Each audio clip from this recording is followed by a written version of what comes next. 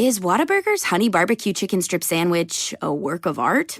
The 3 chicken strips covered in melted Monterey Jack are a study in contrast and surprise. And the honey barbecue sauce, while at first unexpected, becomes a sweet delight to the senses.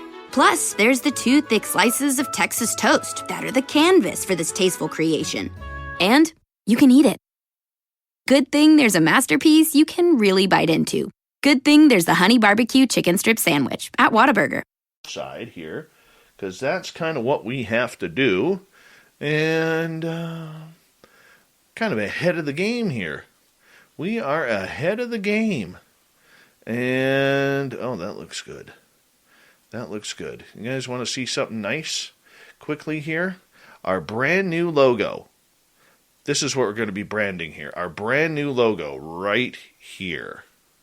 There it is, everyone. We own the night. Just like an owl owns the night. All right, we got about 35, 40 seconds left before we got to kick this thing off. Crypto guru Ronald Murphy is here, and we are proud to have him here. Hi, Alien Girl. Nice to see you. Big Willie, good to have you here. Sonny from Paranormal Chop Shop. Remember, the Super Chat is open. It's a great way to support what we do on this show on a nightly basis. And, of course, do a little shopping at spacedoutradio.com. If you're new here, hit that subscribe button, ring that bell, and if you're one of the wonderful veterans who is listening to this show, hi, Tangerina Arena, welcome to Spaced Out Radio's chat room. We appreciate you coming on in. You know what? If you're one of the veterans, thank you so much. You always have a safe home here. Guess what? It's time to get your horns up. Here comes Bumblefoot.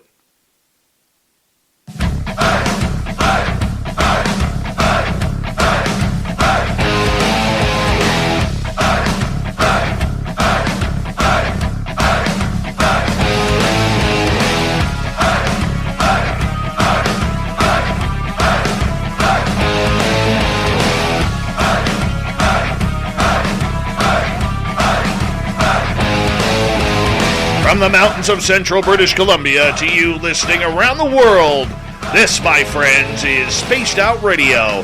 I am your host, Dave Scott, sitting in the captain's chair of SOR headquarters. We welcome you to tonight's show on our terrestrial affiliates around North America, digitally on TalkStream Live, Revolution Radio, and KPNL. All of our archives are free. Go to youtube.com/Spaced Out Radio. Do old Davey the favor, hit that subscribe button. You can follow us on Twitter at Spaced Out Radio, Instagram at Spaced Out Radio Show, and now on TikTok at Spaced Out Radio. Our website is spacedoutradio.com. We have a plethora of features for you. Rock out to Bumblefoot, read Shirky Poo's Newswire, and check out our swag as well. Tonight's show is brought to you by Chive Charities. Help make the world 10% happier by visiting Chive Charities today. You can find them on our website. It is that time once again where we get a little Christmassy with the crypto guru Ronald Murphy. Ronald L. Murphy Jr. has all his books up on Amazon. He is a top-selling author when it comes to all things to do with monsters, folklore, legends, monsters like Sasquatch, ghost stories, paranormal. He is a man, a myth, and a legend in his own mind. And you know what? His kids don't mind because he's a pretty cool dad as well. And we're always glad to have the guru on this show breaking down monsters and everything to do with them in such an eloquent manner that I'll tell you, once you hear the guru once, you'll want to hear him again and again and again. The Crypto Guru. It is always a pleasure to have you on Spaced Out Radio, my friend. How are you? It is my pleasure to be here, Dave. I'm looking forward to every time we get together, which is happening about every other month now, which is a good thing. It's kind of like a good cycle thing that we're on. And I'm looking forward to this because this is right before Christmas, and what more can we ask for? This is like an early Christmas gift for me, to be with you and the Spaced Out fans over here. Right on, buddy. I always appreciate you, and you're one of the best out there. And the fact that you always want to come on this show makes me feel pretty darn good and entertain our audience, my friend. And, you know, you're an educated man. You're somebody who has, I believe, a master's degree. You're someone who has, you know, are very, you know, grounded to life in general. You're a father. You're a grandfather. You're a career man. And yet here you are chasing monsters the last number of years, trying to figure out what's going on. I mean, this is two sides of the guru, man. There is, but I've been chasing monsters ever since I've been a child. I've just been writing about them recently. You see, so I think that that's a way to kind of exercise these fears that I've always had ever since I've been a child. Thinking there was something underneath my bed, or whenever I peeked around the curtains and I'm afraid to see something staring back at me. So I think that I've always had this love and this fascination with the fear of what's beyond my door. But it's only recently that I've been writing about it and trying to figure myself out. It's kind of like a pseudo-psychological examination of myself. What do you love about the cryptid world? That it is still out there, that there are still things out there that are unexplained. And every time you have somebody on your show that deals with cryptids, I love to hear people talk about the oceans. I love to hear people talk about lakes and all these great things that are there, because we know that we know more about the surface of the moon than we do about the limitless abyss of the oceans, which is very curious. So what might be living out there?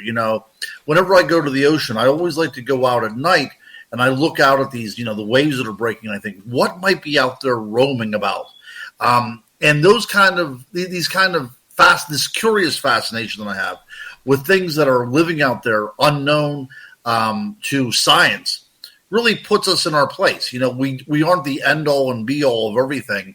And I like to think that there's a little bit of wild things left in this world that we have not conquered yet. Well, you know what? It's a great passion to have. It really is. And it's a fun passion. It's a different passion. How do you like it when people address you as a monster hunter, or when you meet people for the first time and they say, what do you do there, Ronald Murphy? And you say, well, I'm an author, I'm a monster hunter. What kind of reactions do you get? Well, the first time I ever used it, I was on a plane to go into a conference up in Sault Ste. Marie in Michigan. And there was a lot of people on board, people from ghost hunters, a lot of people that were in the ghost field.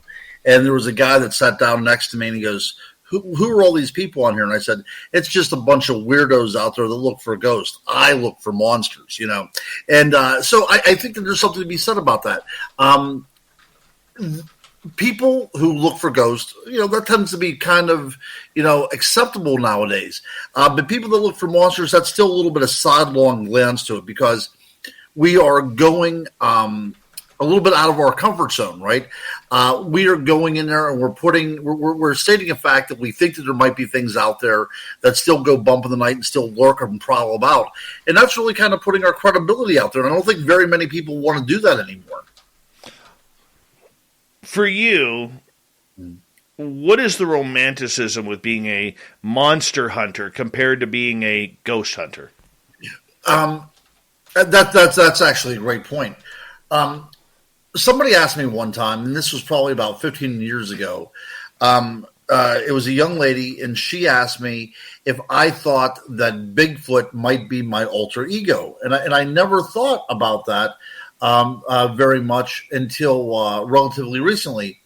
And I think there's something to be said about that. I think that we kind of project ourselves into this world that is bigger than who we are. And there's something primal about these creatures. They don't live by our rules.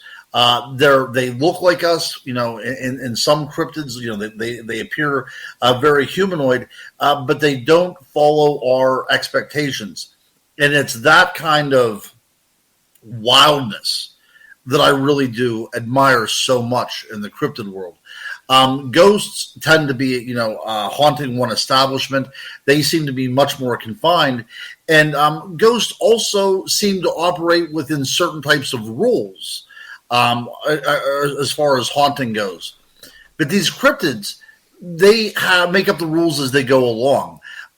They're their own type of manifestations in this world. And that's really why I hold on to the romance of it so much, is because I want to belong to that world where you can let your hair down and you can howl at the moon. That's the kind of world that I would like to live in, although it still frightens me as well, too. So I look at these monsters not only as something that may be flesh and blood out there in the environment that is unknown, but I also look at them very much as a projection of who we are as humanity.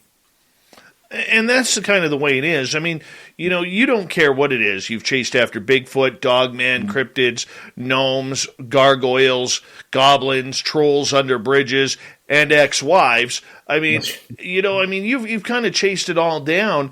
It's a hard thing to try and accomplish, because the majority of time, like 99.8% of the time, nothing is going to happen. Right. Nothing. And if it does happen, it's very subjective, isn't it? Like, you've been out on these things as well, too. And sometimes something could happen to somebody in your group, but you don't experience it. I will tell you, enough things have happened to me circumstantially to make me want to continue. I don't call myself as an experiencer in as much as I've seen these creatures firsthand, but I have seen enough, let's say, evidence.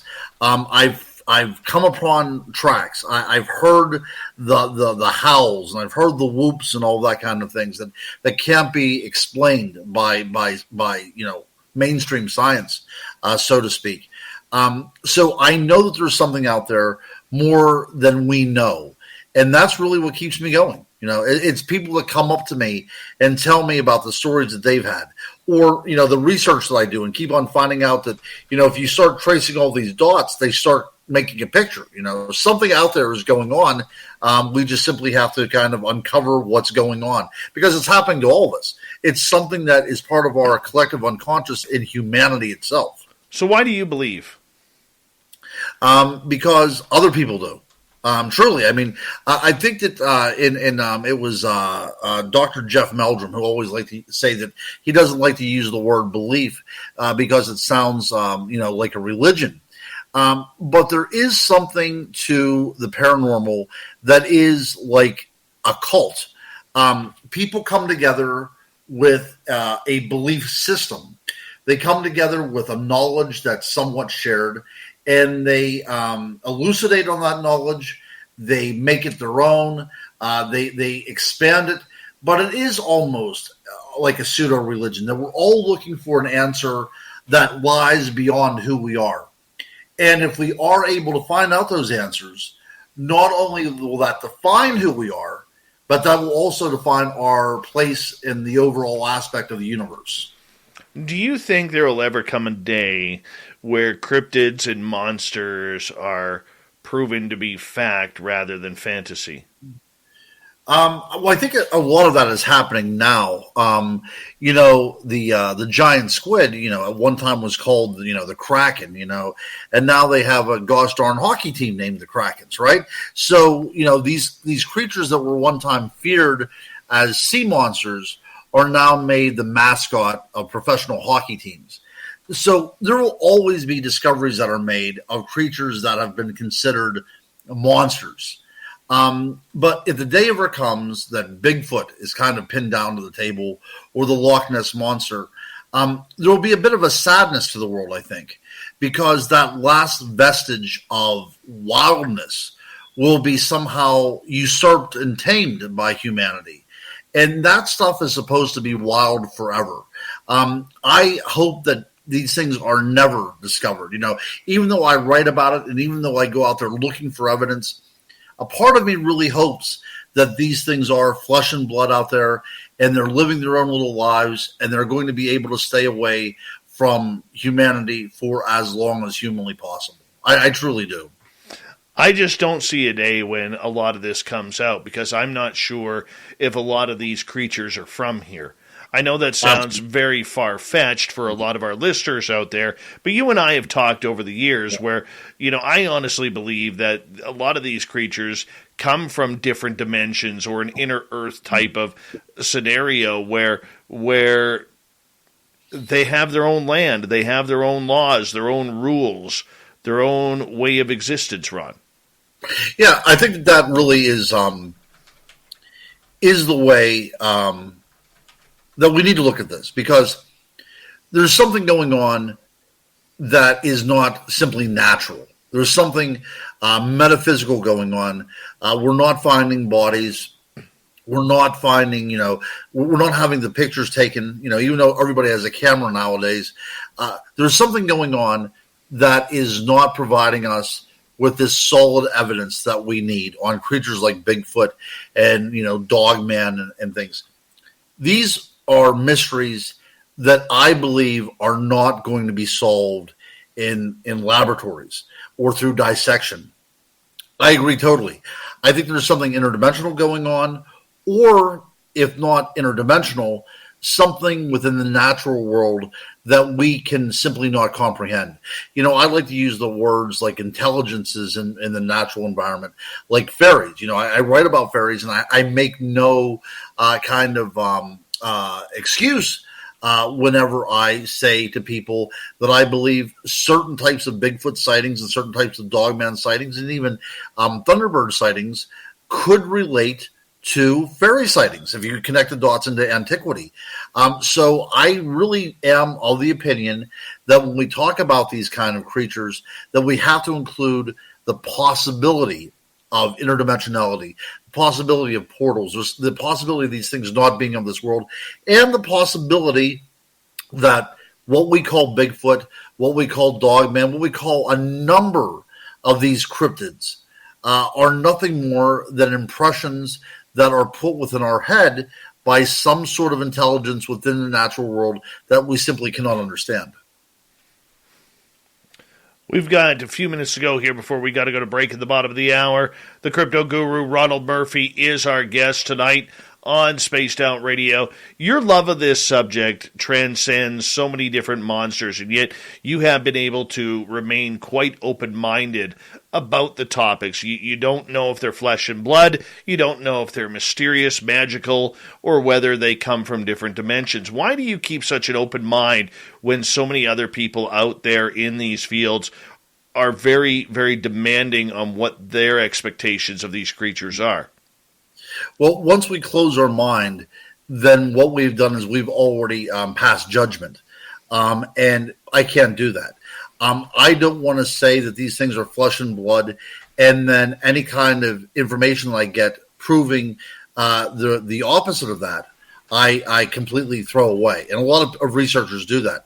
I've spoken with researchers who are of the flesh and blood camp, and they talk about, a Bigfoot that materializes or dematerializes in front of somebody, and immediately that report is thrown away.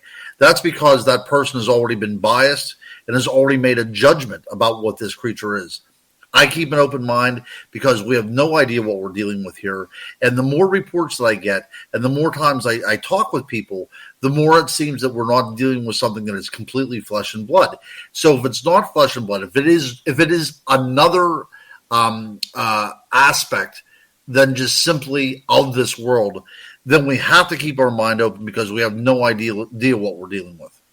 And that's the big thing, is what exactly are we dealing with? That is the $1 million question right there for anybody. It is a lottery ticket that we all wish that we had going into the forest or going into, these dreaded areas that not many people would like to actually go through. So for you, Guru, as you make the quest to try and track these down, what have you learned not only about these creatures, but of yourself?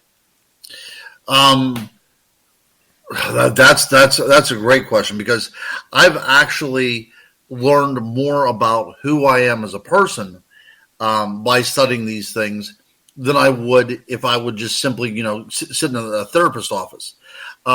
You ask yourself, why are you doing these things?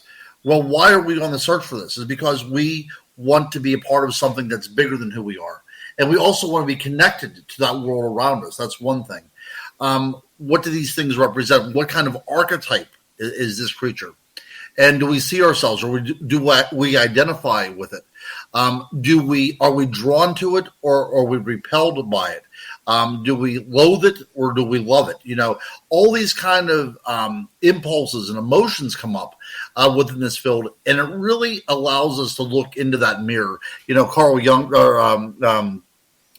said that within us is a shadow, and in that shadow is a mirror, and in that mirror we see who we are. And I think that's very true. I think when we deal with these archetypes, like Bigfoot and like Dogman and vampires and all those other things, mermaids, they may be real, but if they're not flesh and blood, then what they are at least is a mirror by which we see our reflection one way or the other. And we can talk about that a little bit more when we come back from break, about the idea of the cryptid as an archetype, because I think it's very fascinating. I mean, we don't have to spend a lot of time on it. It becomes rather dry if you talk about it for too much. But I think that's one of the things that a lot of people pass over, that they see these creatures as something that are out in the woods, but they don't take it to the next step and say, why do we need these things out in the woods? And why do so many cultures around the world have these things? Well, what is your theory on that? Well, I think that we need the wild man. I think that we need the wild man because it is the polar opposite of who we are, right? We live in a civilized communities. We know what our boundaries are. We have laws. The wild man exists outside of civilization. It's the primal urge of a man. You know, if he wants a woman, he kidnaps her. You know, he eats well, but he doesn't have to work. He lives by his own clock and by his own rules. So I think that is kind of an indictment towards civilization whenever you have an archetype up there as a wild man. I really do. And then vampires are also, these skeletons in our closet that we don't want to admit that we are capable of doing such heinous crimes, killing people and drinking their blood. The same way whenever it comes to werewolves as well. The idea that people are responsible for these things doesn't make any sense to us because we don't want to admit it. So we put a mask on them and we call them monsters. But at the end of the day, you pull that mask off, and more often than not, underneath that is just a human being. So I think that's one of the reasons why we have these creatures as well, too. They become the scapegoat for deeds that we are not ready to admit that we're capable of committing.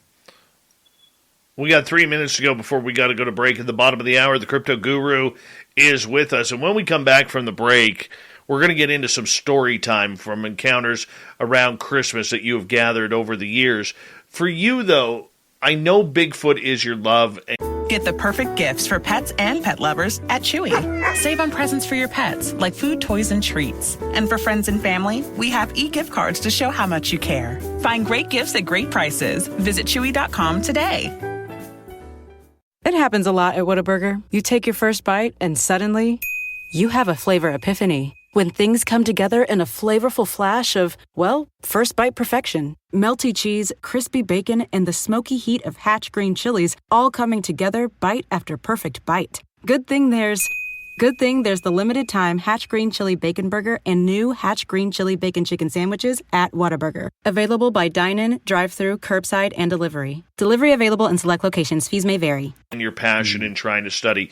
You know, why do you have such a fascination with Sasquatch? You know, again, whenever I'm on your show, I always have to give a shout out to my mom. You know, she's the one that really was fascinated by this creature. So ever since I've been a child, you know, it was her that was telling me about this creature. So the first time I ever saw the Patterson-Gimlin tape, you know, I was sitting on her lap and we were watching it on a floor model black and white television set. So it was, you know, from her lap and from the stories that she told and from the books that she read to me before I could even read myself. That's what gave me the love for the things that go bump in the night. So I never truly feared them as much as I respected them and, more or less kind of revered them as well, too, because they do represent everything out there in the world that I wish was still present, that wildness, the kind of the uncivilized that we so desperately need in this world. Do you think there will come a day when you have a face-to-face interaction with this creature? Like, I'm talking within 10 feet, 20 feet. It would be fantastic if that would happen. It truly would. But when I was on your show a while back, and that's the other thing we could talk about as well, too. I think that whenever people have a connection with these creatures face-to-face, it is almost it's almost a sacred type of thing. I do believe that there has to be an unspoken agreement between the parties involved, that the experiencer has to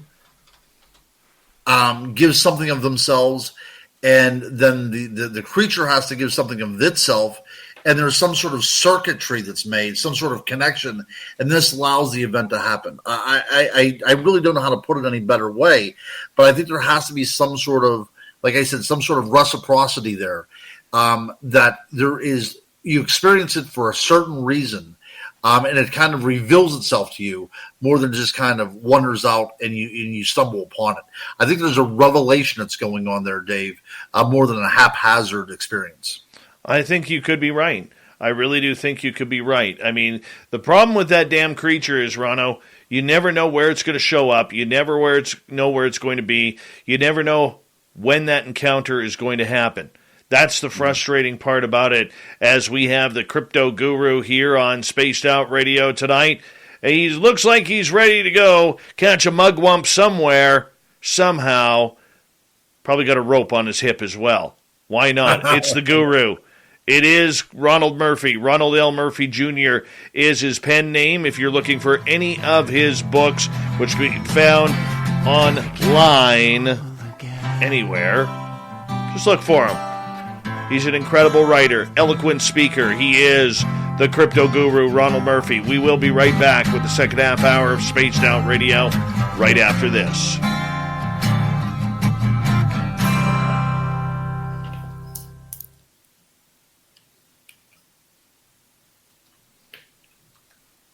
Hello, this is your guitar man, Ron Bumblefoot Thorne. Hey, buddy. We're clear. Awesome. That was a fast one. Let's give a quick shout out here to Boom Gorgeous Bama. Hey there, Felipe. And Mr. Catfish, Whit Hilton. Good to see you in the chat room. And let's see here. Who else came in late? I'm saying Xochitl Paez because I just like saying the name. Xochitl Paez. Yes, fun to say. Rolls off the tongue well. Let's see here. Who else has come on in? Hello, gorgeous Kira. James Smith, nice to have you here. See, there's Xochitl Paez. Isn't that an awesome... I was butchering that right off the bat, man, that name. Could do it. Awesome Arlene Adkinzel has power on again. Sensational Sherry, good to see you. Guru, by the way, is going to be coming to the Las Vegas party April 22nd and 24th in Las Vegas. We haven't worked out the particulars just yet. Give me a little bit of time to do that, but we want to make sure that every Spaced Out Radio listener lets us know if they're coming. And when you commit to coming, old Davey's going to have a grab bag there for you of Spaced Out Radio stuff, swag, gear. That's the way it's going to work. I will have more details coming up in the next few weeks, but I'm telling you now, you got 5 months to prepare. 5 months to prepare. You know, you have yourself a good Christmas, and then you have yourself a wonderful New Year, and then you got 4 months of savings to get ready for an awesome weekend of partying with Spaced Out Radio listeners. Hey, Charles Blithfield, welcome to our chat room. And who else came in here? G West, nice to see you. I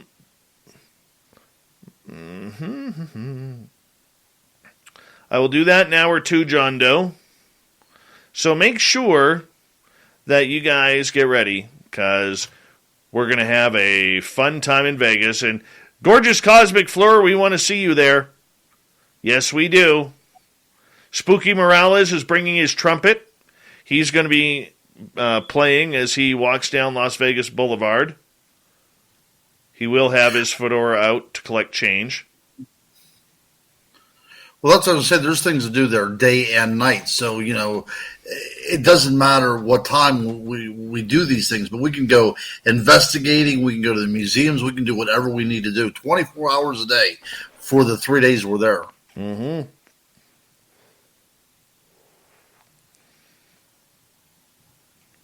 And just so you all know, Ronald Murphy will only sign autographs in gold Sharpie.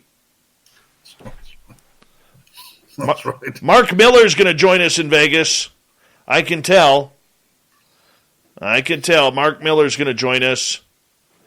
Xochitl. Casey wants me to say Xochitl Paez. Fantastic name to say. I love saying that name. Xochitl Paez. It just sounds so badass. It does. Mm-hmm. By the way, about minus 14 Celsius outside the studio right now. We got about just over 90 seconds here, Guru. Sweet.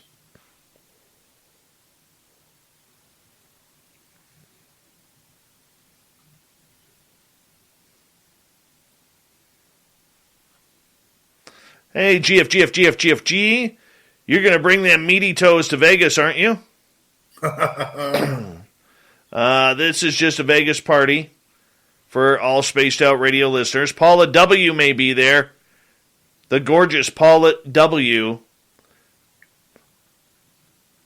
April 13th, a beautiful birthday. That was my nephew's birthday. God bless him. Hey, Grant Roger from Quesnel, British Columbia, just north of me a couple of hours. They got some Sasquatch up there. He's kicking off the Super Chat tonight. It's a great way to support what we do on this show on a nightly basis. Thank you for that super sticker there, Grant Roger. I got to be up in your area here pretty soon here. I'm going to go see some friends who just moved up from the coast. All right, we have about 29 seconds before we're going to kick things off with the second half hour. The Guru is here. Guru time, people. And don't forget, April 22nd to 24th, the SOR Vegas party, part 1. Part 1. You ready, Guru? I'm ready. Let's do it.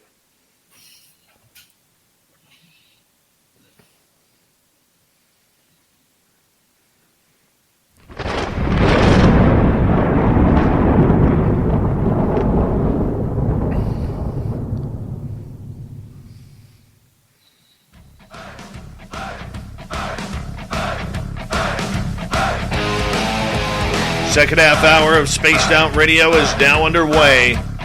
My name is Dave Scott. Thank you so much for taking the time to join us. We really do appreciate it.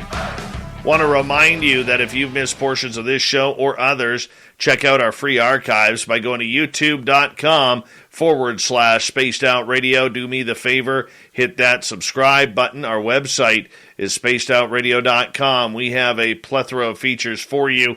Rock out to Bumblefoot, read Shirky Poo's Newswire, check out our swag as well. Follow us on Twitter at Spaced Out Radio, Instagram at Spaced Out Radio Show, and now on TikTok at Spaced Out Radio. We continue on with the crypto guru Ronald Murphy here tonight as we are taking on Monsters Among Us.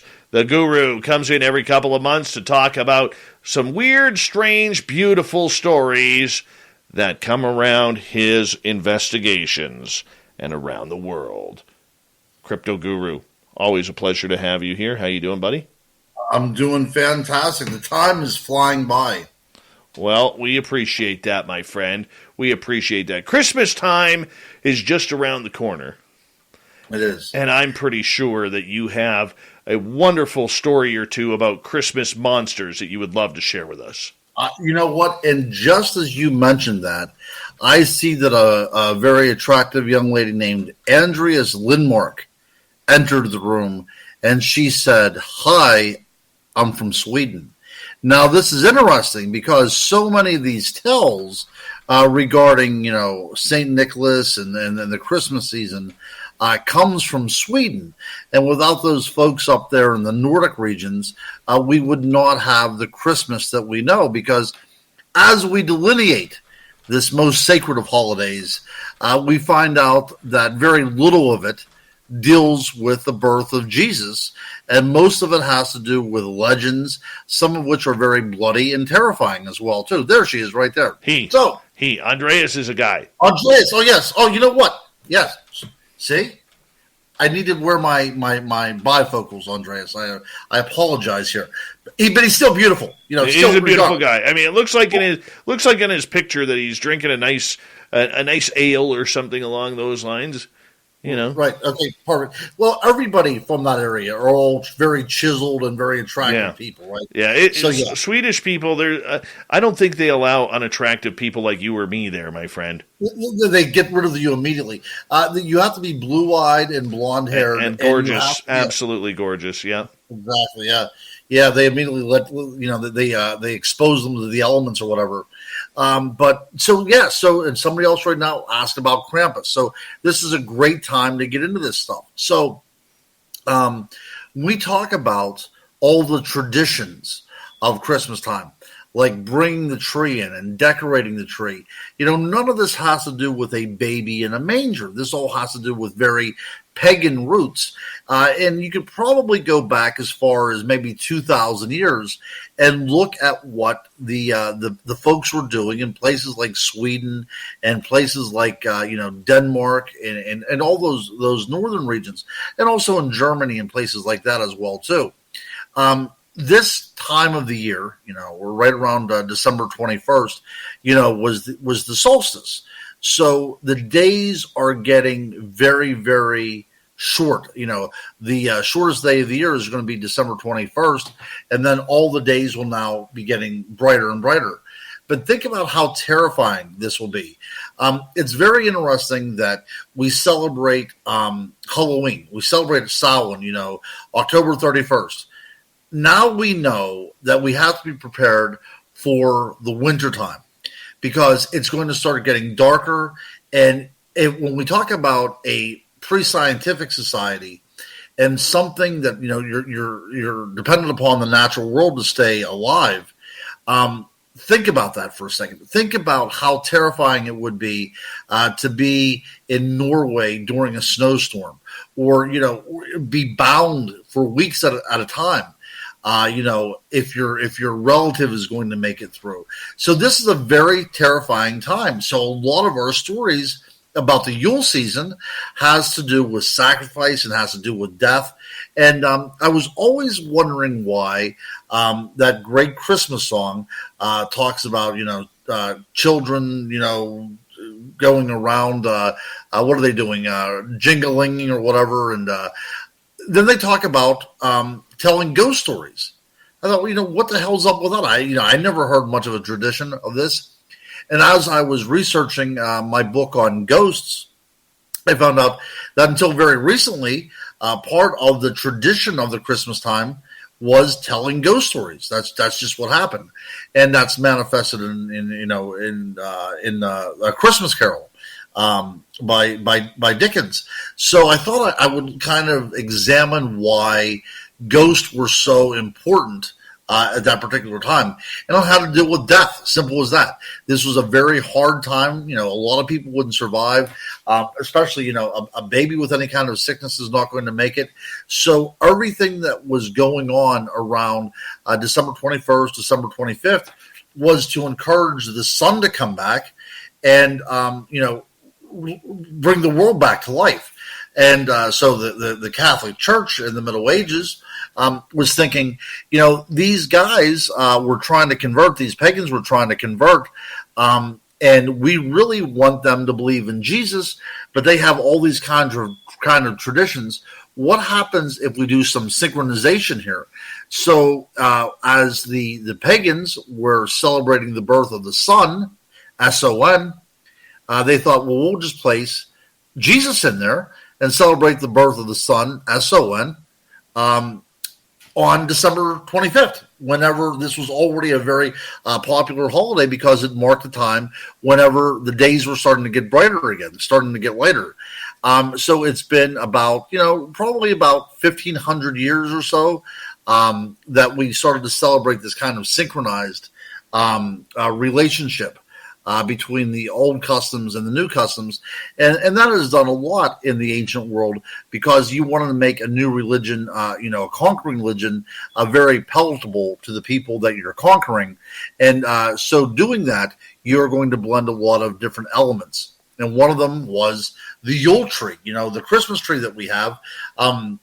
Marked the time whenever people would bring in some greens from the outside to remind them that even in the dead of winter, when nothing seemed to be alive, there was still that greenery out there.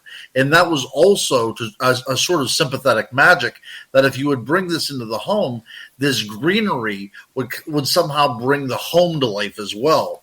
And another thing that was very curious as well, too, we can find in the archaeological record that whenever the Yule tree was brought into the house, oftentimes families would gather together and write up petitions to the gods, like, let there be a good crop, or let our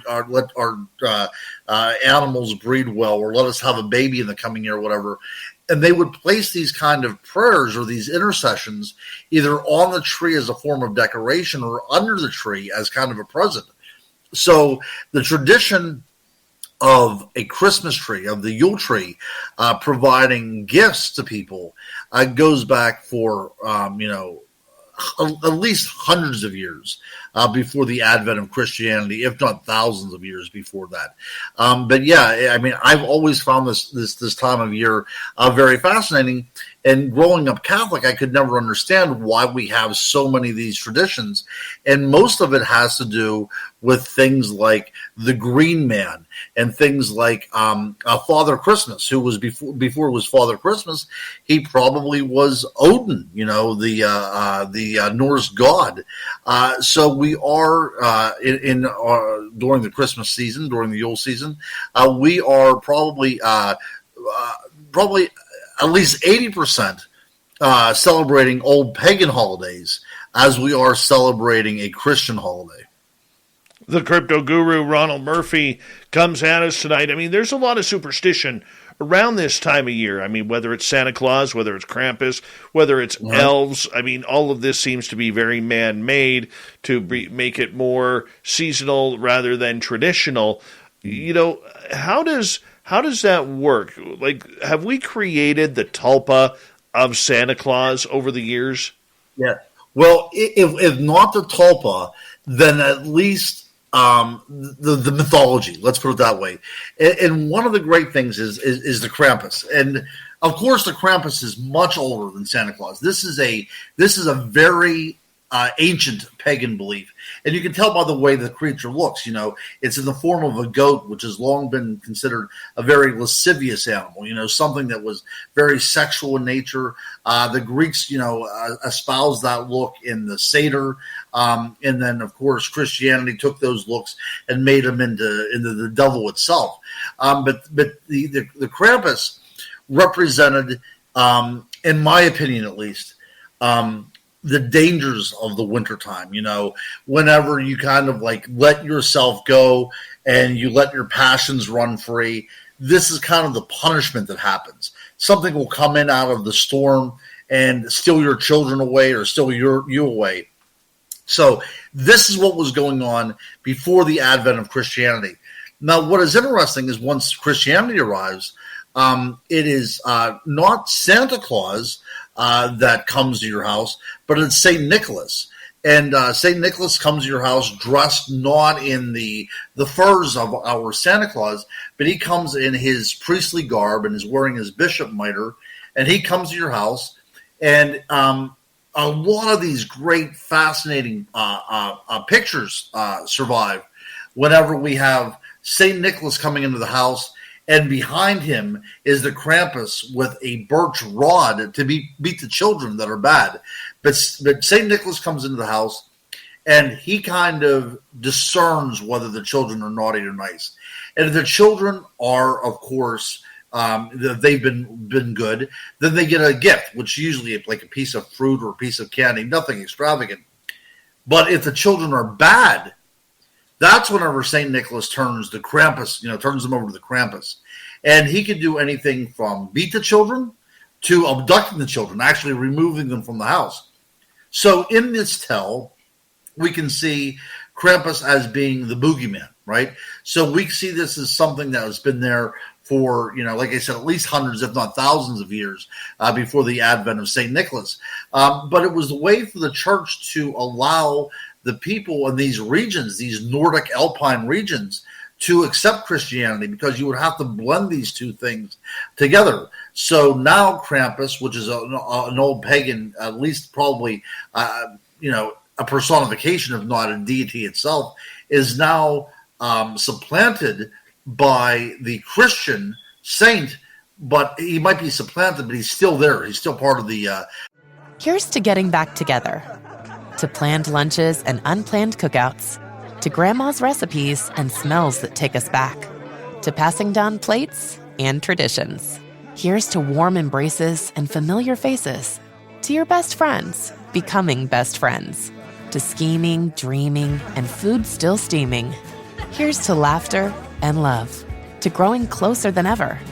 For all of life's get-togethers, Chinette, here's to us. Shop great gifts and Christmas hot deals at Academy Sports and Outdoors. Get up to 50% off game tables, up to 50% off hoodies and sweatshirts, and 20% off all fishing combos. Get these deals at Academy through December 12th. Exclusions and restrictions apply. While supplies last, see academy.com for details. The picture. So I find these kind of things very, very fascinating because we don't want to give up on that kind of stuff.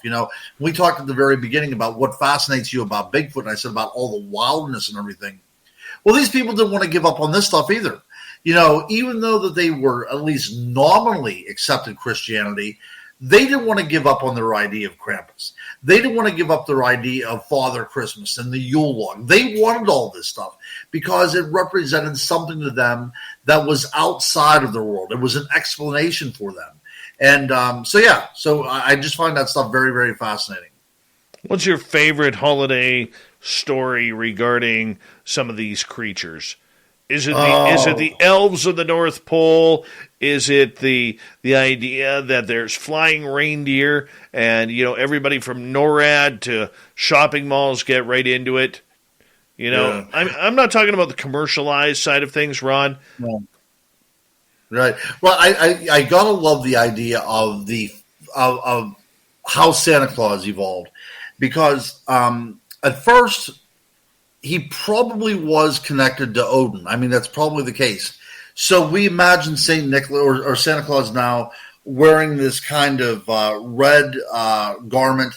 And that red garment, if it was worn by Odin, it was probably covered in the blood of sacrifice, or if not sacrifice, the blood of enemies that were killed in battle. This is a very violent culture. And we see Odin riding through the sky right around December 25th during something called the Wild Hunt.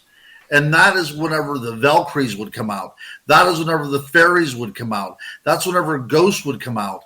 And led by Odin himself, they would go across the countryside. And if you were unfortunate enough to be outside, you were swept up into this wild hunt, never to be seen again.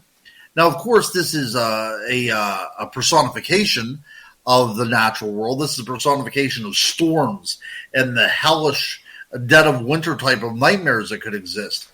But it is still a reminder about where our Santa Claus came from. So we have, and the other thing about elves, elves are almost exclusively confined to places like Iceland and places like Norway and Sweden. These are all alpine things. And it was Clement Moore that was writing Twas the Night Before Christmas that included all these kind of regional variations into our tale. He was doing ethnographic work in New York City, if I'm not mistaken, and he was studying some of the cultures in that area. And he came across the idea of people wearing these types of furs, and then the idea of the elves then being a part of it as well too. And we have to understand that in Twas the Night Before Christmas, Santa Claus was not this big jovial, obese person. If we can remember the text, he was a jolly old elf. So Santa Claus and Twas the Night Before Christmas was actually a very diminutive figure, more closely aligned to a gnome than a human being. You're calling Santa a gnome? If we read the text right now, you will see that he was not only a magic worker, but he was also an elf. And of that elfly class would become the gnome, especially if you think about the way he has his beard and everything. So that's what was going on, Dave. I'm going to lay this on the line. I'm going to say that the first representation of Santa Claus in the American psyche was one of a gnome. It's a big gnome. Well, he was little. He was on a sleigh pulled by 8 tiny reindeer. See, everything in that was very, very small. We are dealing with a world that wasn't like we imagine it. We were dealing with a fairy world that was coming into our realm. Okay, when we talk about portals and things like that, that's what was going on. It was a merging. It was like at this time, Halloween is very special. Halloween's very special because the veil between this world and the next is at its thinnest. That's a traditional. But we also have to understand that there's other times of the year when that veil is thinnest as well too. The summer solstice is one. The other time is the winter solstice. So this veil is thin. So those things which lie beyond are now permitted to come into our world. So that's the reason why all these kind of magical things happen. That's the reason why the Santa Claus in 'Twas the Night Before Christmas can lay his finger upside his nose and vanish up a chimney. He's not of this world. Not buying it. Not buying it. Dave, I'll tell you, we get out 'Twas the Night Before Christmas right now. We will read the very end of it, and I will show you completely how our Santa Claus had come from a gnome. You're killing me, Guru. I know. Absolutely killing me. I know. That's why you're the crypto guru, Ronald Murphy, as we got about 5 minutes to go here before we're going to go to break here at the bottom of the hour. And Guru, okay. So where did the flying reindeer come from, man? Okay, that's actually from his Clement Moore's imagination. But again, we're dealing with a culture, these kind of Nordic cultures, these Alpine cultures that relied on reindeer.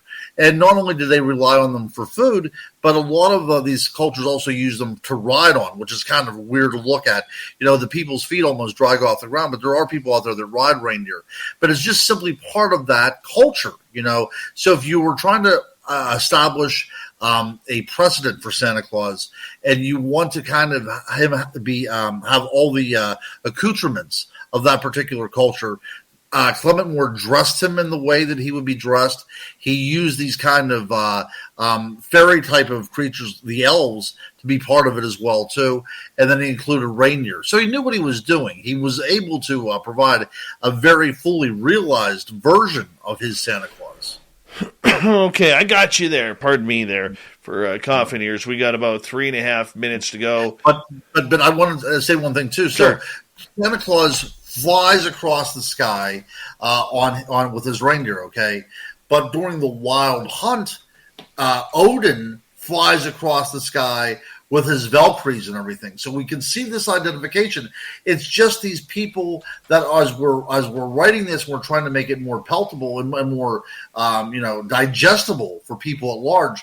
You have to tone it down a bit. And that's what was going on. We're going from a process. Again, whenever I said about why I like Bigfoot so much, we are seeing these wild things becoming domesticated so we can now incorporate them into our world. So the Santa Claus that was around 2,000 years ago, before Christ, which was part of a wild hunt, which was this sky god that was roaming about the frozen tundra, looking for people that might have be outside to sweep them away, now has become this jolly old man drinking a Coca-Cola, that we all know and love now today. But we see a domestication process that went through, and makes you sort of sad at the end, especially from a folklore point of view, because you have to do so much reading between the lines until you can finally see where this jolly old elf came from. Well, that's very interesting, my friend. Very interesting. We got 2 minutes to go here. Let's wrap up the whole Christmas talk, Ben, and then next hour we'll get into the seriously fun part of all the monster talk. I'm curious for you, my friend. What is your favorite Christmas tradition? I I used to like putting up the tree until I'm a parent now. And then, a tree with 5 kids, you can only put so much on there. And then my granddaughter now, of course, she's at the age where she can pull things off the tree. And I have 2 cats, and they like to climb the tree and knock things off. I will go and say it is the food. That's one of the reasons why I like Thanksgiving so much. If there's something to eat and we all are kind of gathered together and we sit here together and we talk and everybody's healthy and everybody's safe, there's not much more that I could ask for. Oh, yeah, you've really gone into your 50s now when you're saying that. Come on, Guru, what do you want for Christmas? Be honest here. What does the Guru want for Christmas? Honestly, goodness, since I've had kids, I've never thought about that. I'm thinking about getting myself another hat, though. Nice call. Yeah, thinking about getting myself another hat. That works. That completely works. You need one of them hunting hats, those Indiana Jones type hats that are out there scouring the world for monsters and the unknown. Of course I'm Irish, and there's a hat out there which is kind of like a traditional hat, but it's a variation on kind of the hunter hat that you described, and it's called a Jack Murphy hat. Very nice. G. West quickly asking, we have 30 seconds. Has anybody had a true Santa experience that you know? Okay, there have been, okay? And again, as because I'm a Catholic, how do you follow up on this? How do you explain this away? Well, because there was a true Santa Claus, because there was a true St. Nicholas, and we know that there was a real St. Nicholas, not only was he a bishop, but he also presided over the Council of Nicaea in 325, which really established the whole idea of the Trinitarian belief and the properties of Jesus and everything. So he was a mover and shaker within the world of Christianity, especially early Christianity. But the way you describe this is the way I explain it to the kids as well too. Santa Claus exists because he's part of the communion of the saints, at least within the Catholic tradition. All right, the Crypto Guru is here, the Ronald Murphy Jr. You can get all of his books on Amazon, especially his On series. When we come back, Monster Talk, audience questions. The Guru returns for Hour 2 next.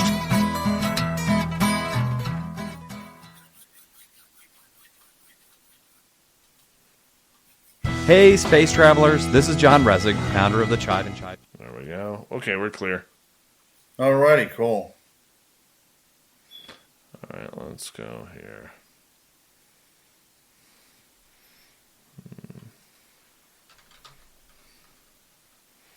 That's the one I'm looking for.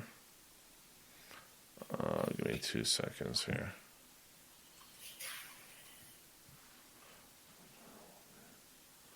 All right. I believe that's it right there. Give me 2 seconds, Guru. Sure. We will put that in desktop. There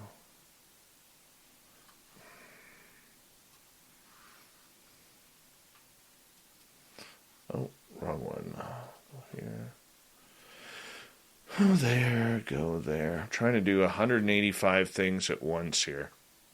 Oh, I can imagine. Yeah. That was a quick hour, man. It was, and a lot of people are bringing up some cool things here too about the reindeer names. That's the other thing that we could have looked at as well too. That's a show in and of itself. But whenever you think of like Donder and Blitzen, that means thunder and lightning. So we harken back again to the idea of a sky god origin for these creatures. Right.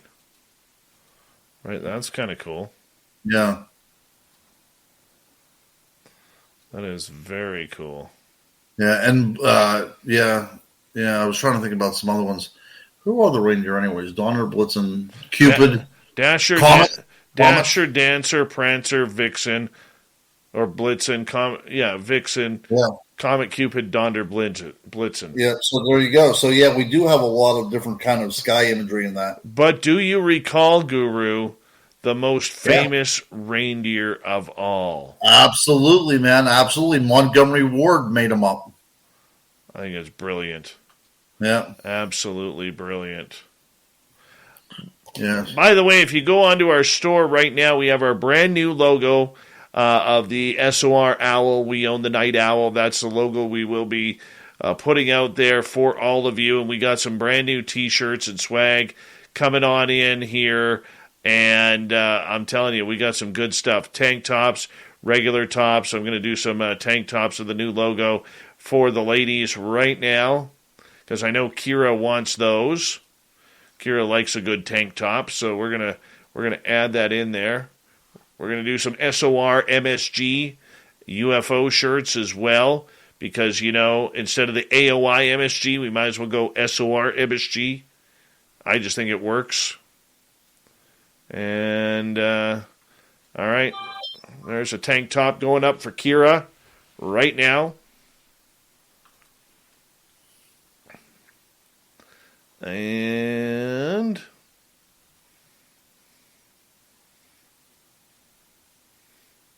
it's awesome. Awesome. There's lots of good stuff on there right now. Jeremy Jones with a massive super chat, just like that. Boom. $4.99. He's like, here, Dave. I'm like, thanks, Jeremy. And big thank you to G West, Surf Jer, Melissa, and Grant for the awesome super chats as well, everyone. It's a great way to support what we do on this show on a nightly basis. So thank you so much. Brazelhoff, yes. Imagine how much harder you could rock if you didn't use a reverse headstock on your guitar. Reverse headstocks, Guru, are only used by people who have breakfast for dinner. I did not know that. That. It's true. Yeah, I don't want to use that. I don't want to use a reverse headstock, whatever that is. It's when okay, so if you look right here, okay, on this guitar right here, that's this is the headstock. Okay? And what they do is they flip it upside down like Jimi Hendrix used the reverse headstock. It looks ugly. But isn't that like the hallmark of like a Fender Stratocaster though? Yeah, kind of. But, yeah, that's what I thought. Hello, gorgeous Amy WC. There is the stunning and talented. Oh, hey, Clam. And who else has arrived here? Let's see here. Grand Paul Holland in Australia. Nice to have you here, buddy. And the Michael Leger, everyone. The Michael Leger. And Lester Taylor, good to see you. And let's see who else we got here. Xochitl Paez. Only because I like the name. And she's coming to Vegas, everyone. Nice. She's coming to Vegas. April 22nd to 24th. See, look, here's a perfect example. I have a reverse headstock on my Gibson Firebird and gaze at it as I eat Eggs Benedict at night. See, that's exactly what I'm talking about, Guru. Yeah.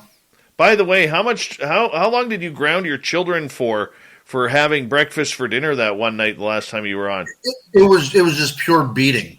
I took all my frustrations out with a belt. It's just easier that way. Good. There is the gorgeous and amazingly talented Kara McIver from Saskatchewan. Everybody wave at her. She will wave back because the Flatlander will see you. Hello, Kara McIver. Here we go, hour 2. You're listening to Spaced Out Radio with Dave Scott. Follow Dave on Twitter at Spaced Out Radio and on Facebook, Spaced Out Radio Show. Hour number 2 of Spaced Out Radio is now underway. My name is Dave Scott. Thank you so much for taking the time to join us. We really do appreciate earning your listening ears wherever you are on this beautiful planet we call Earth. Hello to everyone listening in on our terrestrial affiliates around North America and digitally on TalkStream Live, Revolution Radio, and KPNL. All of our archives are free. Go to youtube.com/Spaced Out Radio. Do old Davey the favor, hit that subscribe button. The Desert Clam has set the password for tonight in the SOR Space Travelers Club, and he has Zakuska. Zakuska is your password. Use it wisely, Space Travelers, as the Clam sets the password each and every night right here on Spaced Out Radio. Our website is spacedoutradio.com. We have a plethora of features for you. Rock out to Bumblefoot, read Shirky Poo's Newswire, check out our swag as well. Follow us on Twitter at Spaced Out Radio, Instagram at Spaced Out Radio Show, and now on TikTok at Spaced Out Radio. We continue on tonight with the crypto guru, Ronald Murphy. He is back for the Christmas edition of the Guru Time. Yes, Guru Time is special time for all of us here at Spaced Out Radio. You can find any of Ron's books on Amazon, Barnes & Noble, and especially his On series. It is an incredible series of books on all sorts of North American monsters. Guru, welcome back. Hey, thank you very much. And I also wanted to tell you and the listeners, relatively recently, within the last month, Walmart actually picked up some of my books. So my books are now available at Walmart. Oh, very nice. Is that just in the U.S.? I don't know. Somebody's going to have to try that up there in the Great White North. I'm going this weekend. I will go look this weekend. And if I see some serious Guru time, I'm going to autograph a few of them. There you go. There you go, man. There you go. Whoever comes out to Vegas will definitely get some autographed books in those grab bags. Mm-hmm. Beautiful. Beautiful. This is why we love the Guru around here. All right, Guru, I want to get into some monster talk with you. What is the greatest encounter you have heard? Well, I mean, like from at all times, you mean? I like the one from 1924, whenever the gentleman up there, I believe it was around Vancouver, I'm not mistaken. Is that where Osborne was from? Are you talking Albert Ostman? Ostman, yeah, right. Was he Vancouver? That's what I thought. That's where he was. He was traveling out of Vancouver up north along the coastline looking for some gold. Yes, that's right, doing some prospecting.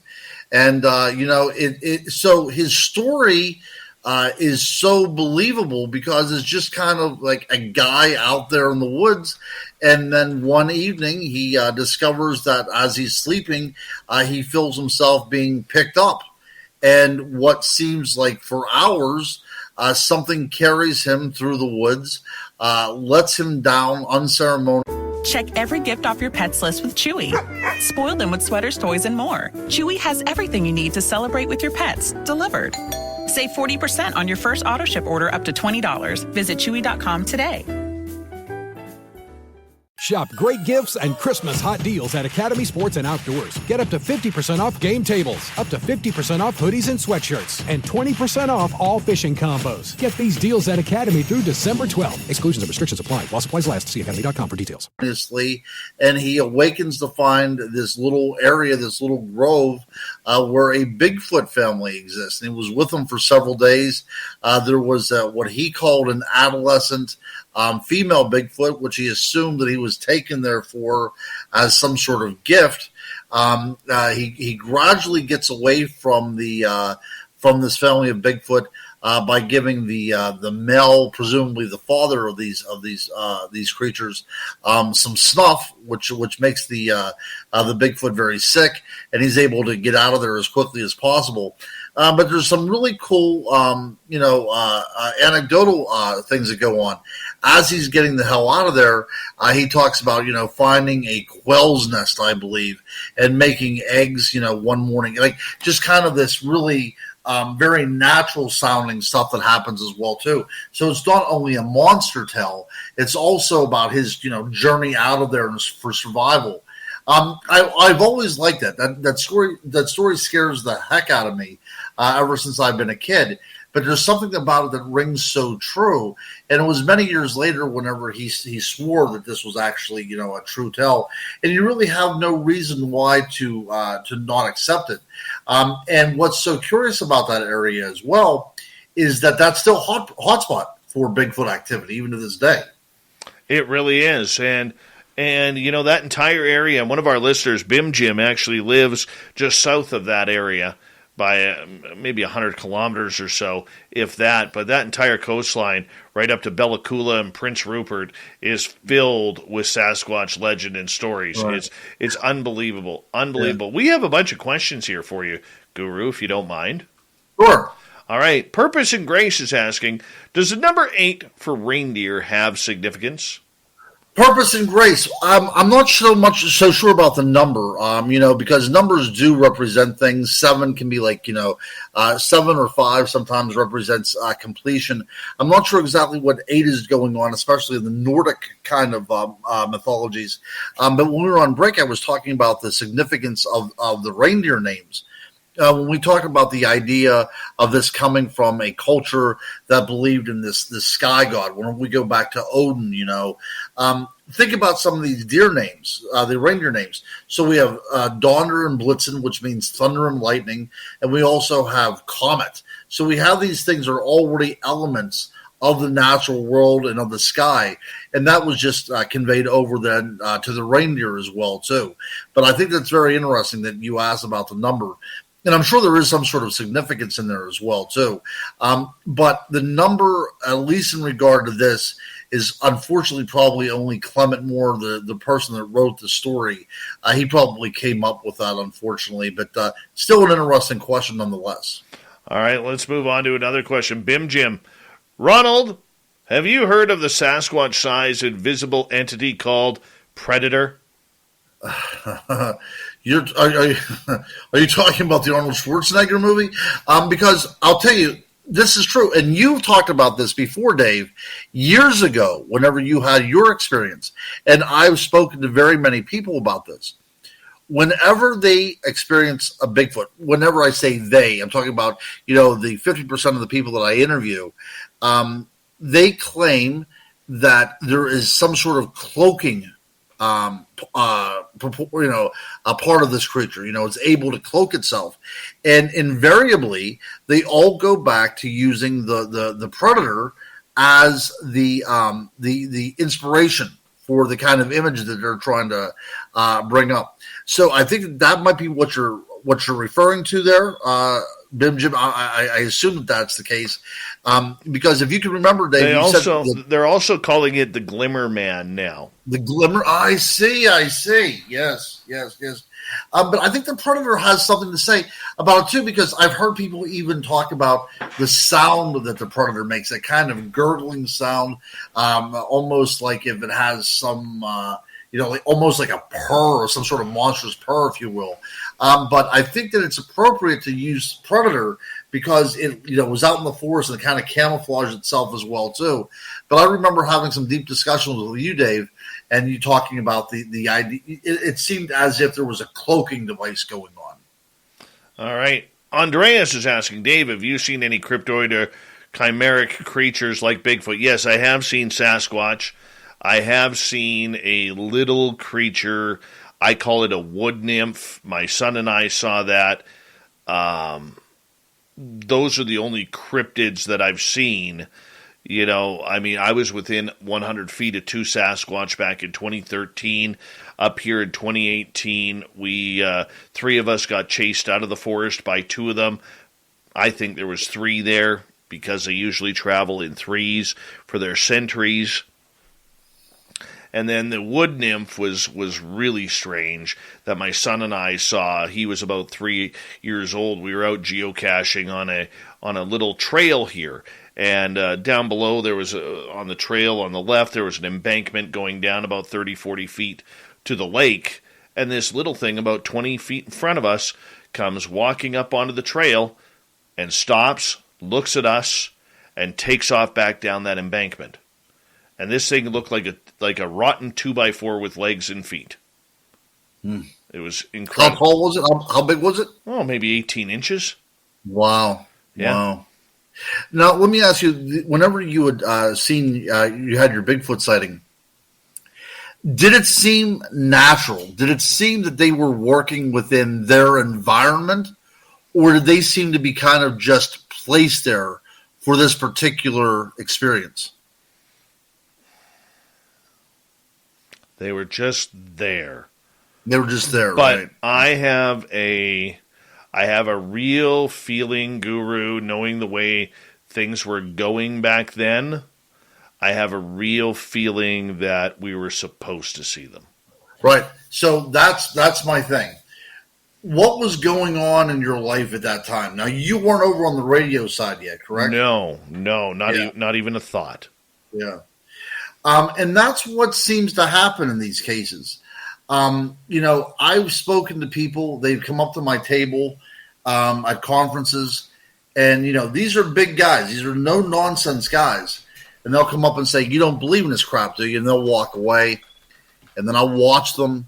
And, 20 minutes later, an hour later, sometimes even a day later, they come up and said, I want to tell you a story. And they will break down in tears. They're telling you something that has impacted them systemically, mind, body, and spirit. That is the reason why I keep on coming around to the idea that if you see one of these things, almost look at it as if it is a gift. And that was a lot of First Nations and Native American cultures would have thought as well, too. That to see these particular creatures, it's not an accident. It's kind of like an unspoken pact between you and the creature, and there is something going on there more than just seeing it. It's making a statement to you, and you, in a way, are making a statement to it as well, right? It's what it's doing. It's unveiling itself and saying, "I'm here." But unless you say, "I see you," it doesn't make any difference. So by your seeing this creature, that opened your eyes not only to what was standing in front of you, but to an entire new life, which you're now undertaking. I agree with you. I agree with you fully, my friend. Agree with you fully.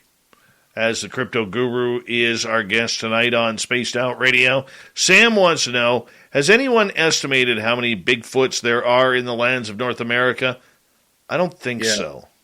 You know what? I think that it was Jeff Meldrum again. He put the estimate somewhere around 14,000. I think if that's somebody that wanted to put a guesstimate down there. Or you know what? No, it wasn't Jeff Meldrum. It was Grover Krantz. Grover Krantz, the late Grover Krantz. However, I'll throw my little 2 cents in there. I thought about this as well too. So I look at the world of the great ape, and there's something in that world called the MVP. That's usually for all kinds of animals, but for the MVP, which means it's the most viable population. So what you're going to look at is how many individuals that you can have to be reproductive before any kind of genetic mutations come about that's detrimental to that particular group. And for the great apes, you have to have a breeding population of around 800 before something major will happen, either phenotypically or genotypically. So for something to not impact this species negatively, you need at least 800 of these creatures. Now, think about this for a second. 800 of these creatures spread over North and South America. You're wondering why they're not being seen. If there's only 800 over that kind of expanse, and they only get together every now and then for breeding, maybe even 2 years. We don't even know what kind. It might be a breeding cycle every few years or whatever. 800 over that type of distance. It's surprisingly that they would be seen at all. So people say, if they're out there, why aren't you seeing them? Well, it's possible. especially if you look at an analogy in the real world, as we call it in the scientific world, that we can say 800 great apes can exist before there's any kind of problems with its DNA due to inbreeding. So I would say 800 over with throughout North America. I think it's more than that, Ron. North America is a big place. It is. But what we could say is, I would look at it this way: to play the devil's advocate, if somebody would say to me, "How many are out there?" I would say you would need at least 800. All right, let's get to another question here from the Michael Leger. The Michael Leger. Always got to say it twice. And he's asking, Guru, got any new Banshee stories of late? I do not, but I will tell you, Banshee stories are out there. And I do encounter them whenever I'm doing research, especially in the fairy realm, because the word Banshee actually means female fairy. But so whenever you come across Banshee stories, and I think that the last one I uncovered was probably from the 1980s or 1990s. So within the last 30 or 40 years, it seems that people encounter Banshees if they are part of the of a Celtic background.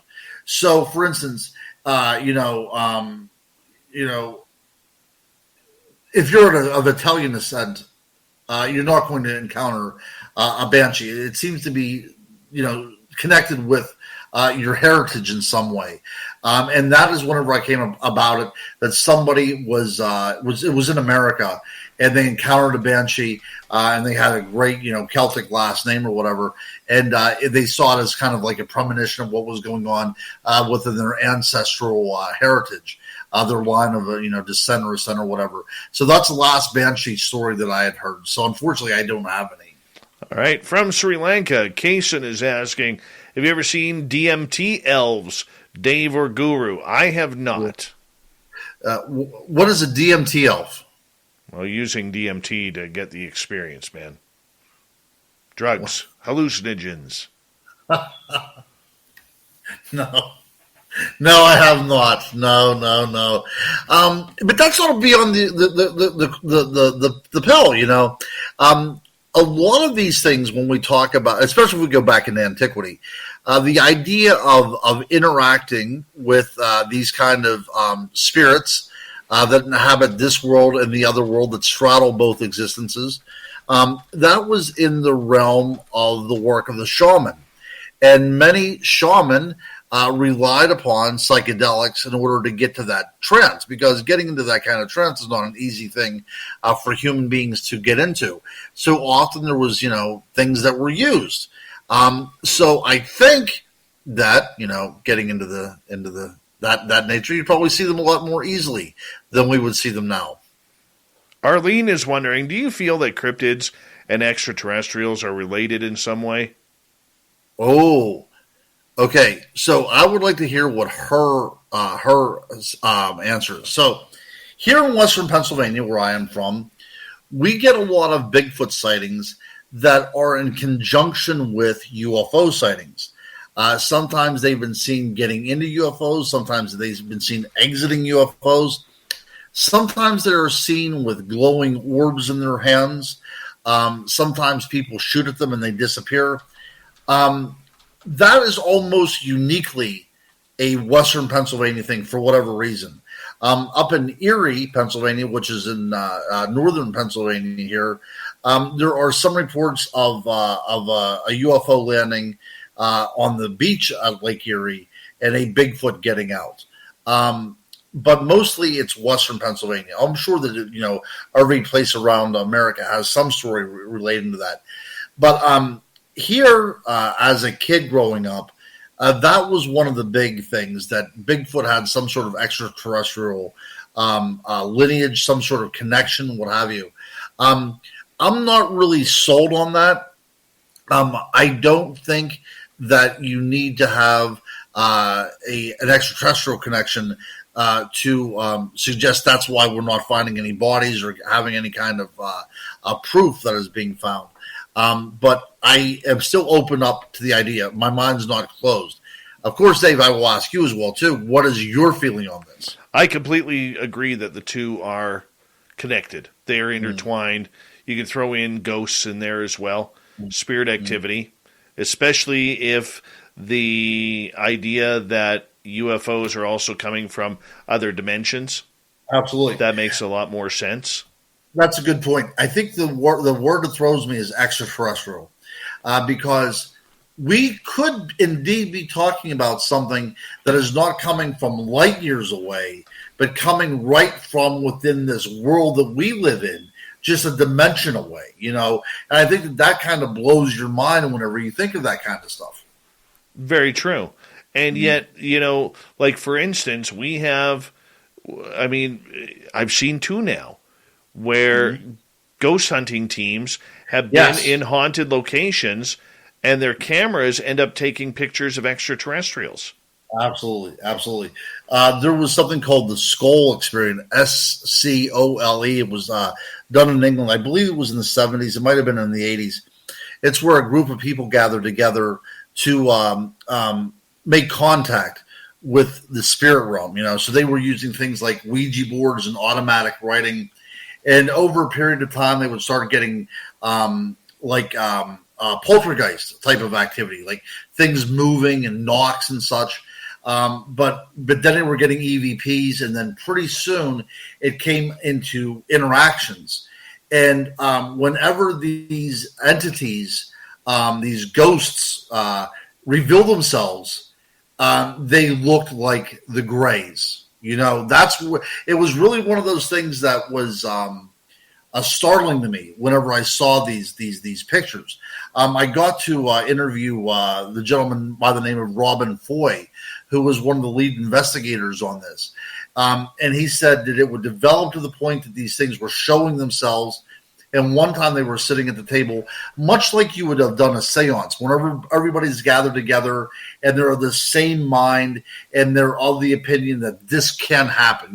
They're all open to the possibility. They're all opened up to allowing to become a conduit to this other world. And they said that a small, what they called a UFO, manifested at the table and kind of moved each person that was seated at the table as if it was analyzing or observing them, and then it disappeared.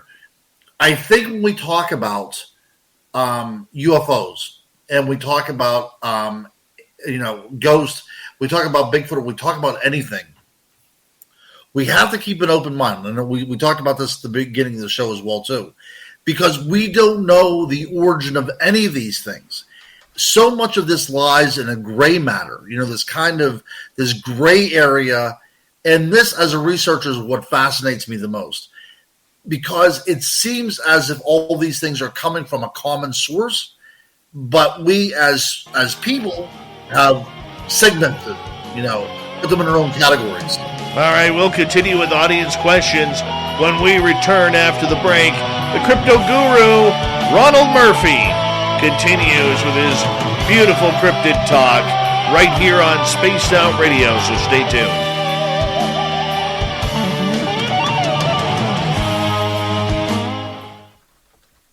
All right, we are clear, buddy. Sweet.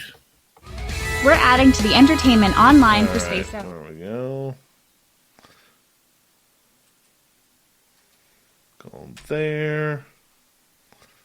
And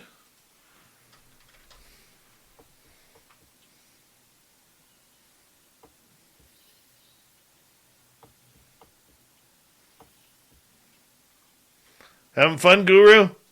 Every time I'm on here, buddy, I have a blast. Every single time I'm on here. Well, that's good. That's because the Michael Leger is here. The Michael Leger. That's right. All right, Tammy's question will be next. Okay. I think there's an estimated how many black bears in North America? How many black bears in North America? Estimated to be 900,000 black bears in North America. Yeah. And is the cave monster in Rudolph the Red-Nosed Reindeer Bigfoot or what? That's a Yeti. That's a Yeti, yep. Yeah. Gary the Dutchman is here. Hey, do you want to piss off Gary the Dutchman over Christmas? I can tell you exactly how to do it. The first thing you need to do to piss off Gary the Dutchman and any Dutch person in general is you have to ask him for a deal. Because there's nothing worse that a Dutchman hates than when someone asks him for a deal. So what you do is you go to MightyMooseBeard.com, you grab yourself some moose oil here, some nice beard oil, and I don't have a beard right now. At Enterprise, we know the time is coming for us to get out and go again. To visit all the places we didn't know meant so much. But we're all still going at our own speed. With Enterprise, you get the peace of mind of our complete clean pledge, curbside rentals, and low-touch transactions. As more and more people hit the road, we're going the extra mile to help. Connecting you to all the places you love. Enterprise. Are you good at guessing what people want? This year, stop guessing and give them what they want. From burgers to video games to ripped jeans. They pick their gift from some of their favorite brands with a choice gift card from giftcards.com. It's genius.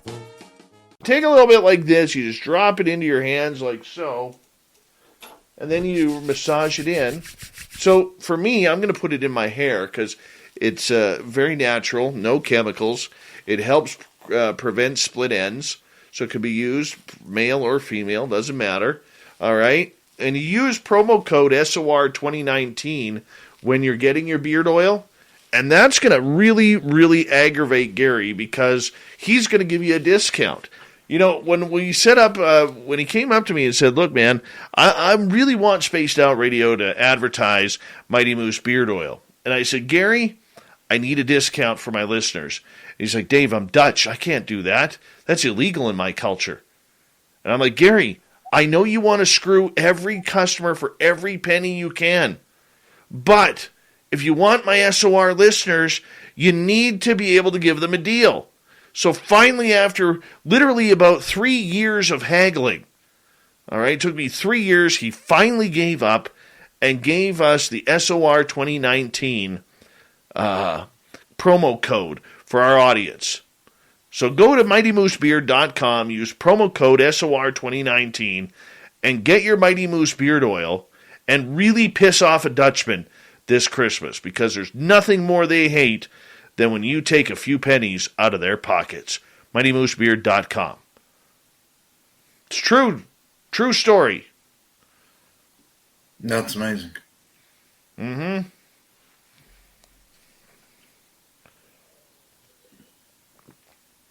I wish I could make that up. Well, let's see here. Where's some questions here? Okay, we got that one done. And we will start off with Lester's question here. And we'll go from there after the break. Big J, how you doing? Nice to see you. Who else we have? On Twitch, Cosmic House Turtle. Thank you for joining us.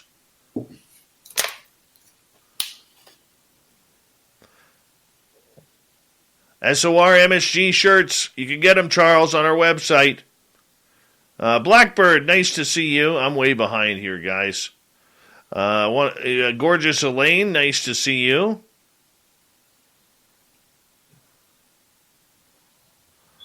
Let's see here.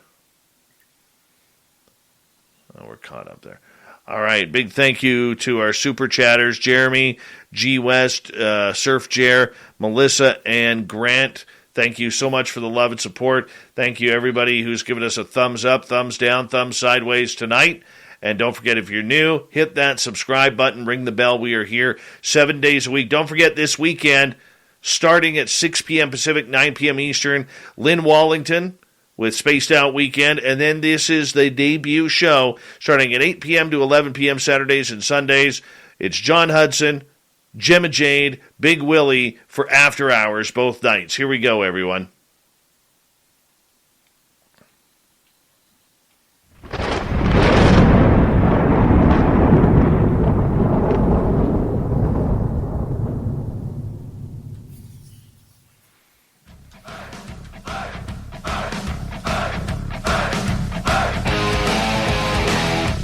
We passed the halfway point of Spaced Out Radio tonight.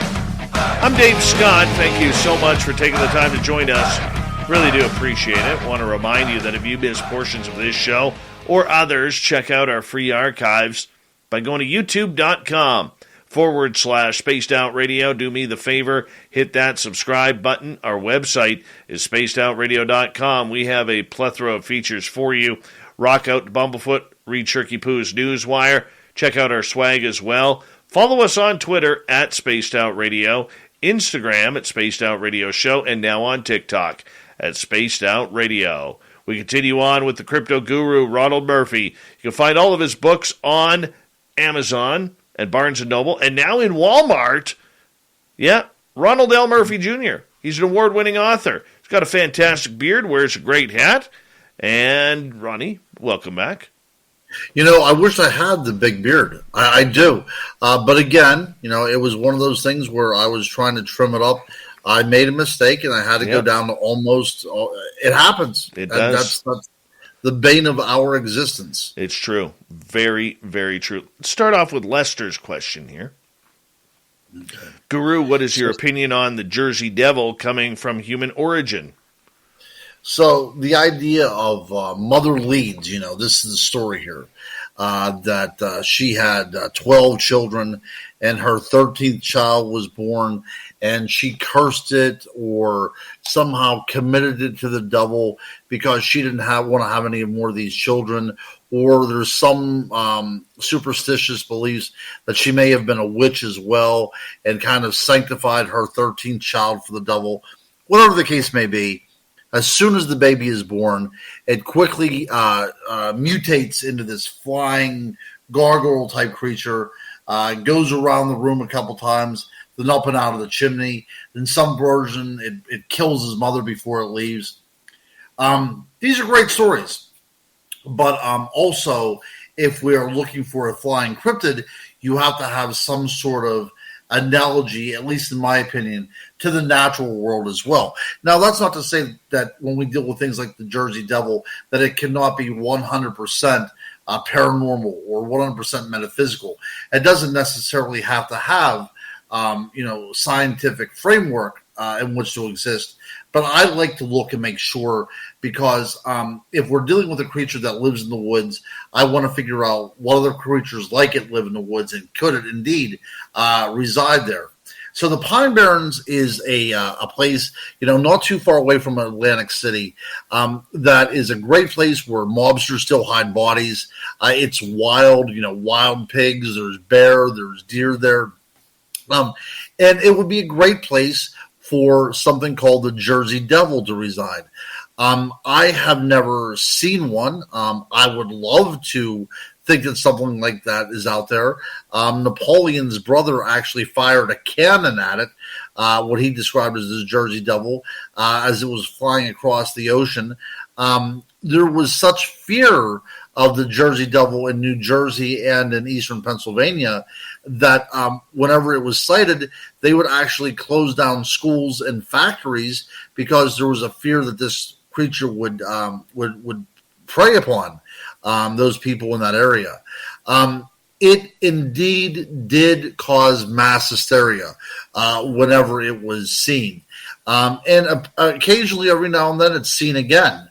But the jury's still out on this for me. I don't think it has a human origin. I think that we're dealing with a cryptid that would have something to do with the natural world there. And could a flying creature reside in the Pine Barrens without being seen? Absolutely it could, without a doubt. So I'm going more on a physical nature rather than a paranormal one. All right, let's move on here on Spaced Out Radio. Felipe down in Mexico says, Guru, do you know about the Llorona from Latin America, and do you consider it to be a banshee? Yeah, that's a great question because we had a Banshee a question earlier. So whenever I talk about the idea of the Celtic Banshee, the Irish Banshee, being associated with heritage or with one's ethnic background, I think that what you're doing here, Felipe, is actually hitting very close to the mark. The Celts may have their version, and I think when we talk about people, either Hispanic people or people that have ancestral backgrounds in, Mesoamerica or South American native populations, I think that we're dealing with the same type of thing. Some sort of ominous presence, something that to warn you about a future occurrence. But it seems to be visiting upon very strict hereditary lines. So what's going on there? I don't think that this is much as a cryptid as it possibly could be. See, I don't like to just throw around the term ghost or anything, but it seems as if it is ancestral and there is something coming from your background to warn you specifically of something. But it seems to be connected to you intrinsically, but through bloodlines, truly. I mean, there's no other way to describe it. So I think that what you do, I think that there is a great connection there between the Llorona and the Banshee. All right, let's move on here. Surf Jer, one of our great veterans who listens to this show. What about skinwalkers or shamans turning into changelings? I never heard of them turning into changelings, but I've heard of shamans turning into skinwalkers. Absolutely. And shamans turning into werewolves and shamans turning into a whole bunch of different things. So the idea of the shaman is to enter a trance-like state. So in that trance-like state, he can go into another world psychically, and communicate with the spirits or the entities that dwell over there and bring that knowledge back to our side, whether it is advice or some sort of healing that needs to be discerned. So we talk about this a lot in First Nations and Native American folklore whenever the shaman can transform into the creature or into the spirit animal that he's getting advice from. And we also know that in Europe, this would happen as well, too, because there's a lot of cave paintings of shamans turning into deer or bear or hyenas even. So the idea that the shaman transforms into something is quite ancient, and it is ubiquitous among all kinds of groups of people across the world. So that's a given. Now, the idea of turning into a changeling, that's something that's rather loaded, because a changeling is this fairy that is left in a crib whenever a human baby is abducted. So you're kind of blending a couple different folklores there. But the changeling is something that I'm always fascinated in. It's usually a sickly fairy, and sometimes people will try to care for it as their own. But it is one of those things that a huge interest of mine. One of the through my research, one of the closest,